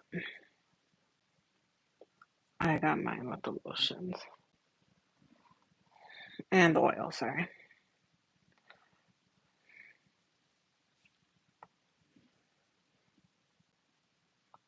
All right, so bim bam boom, Bob's your uncle. Restore the moisture back into my hands. And there we have it. My nails are all done.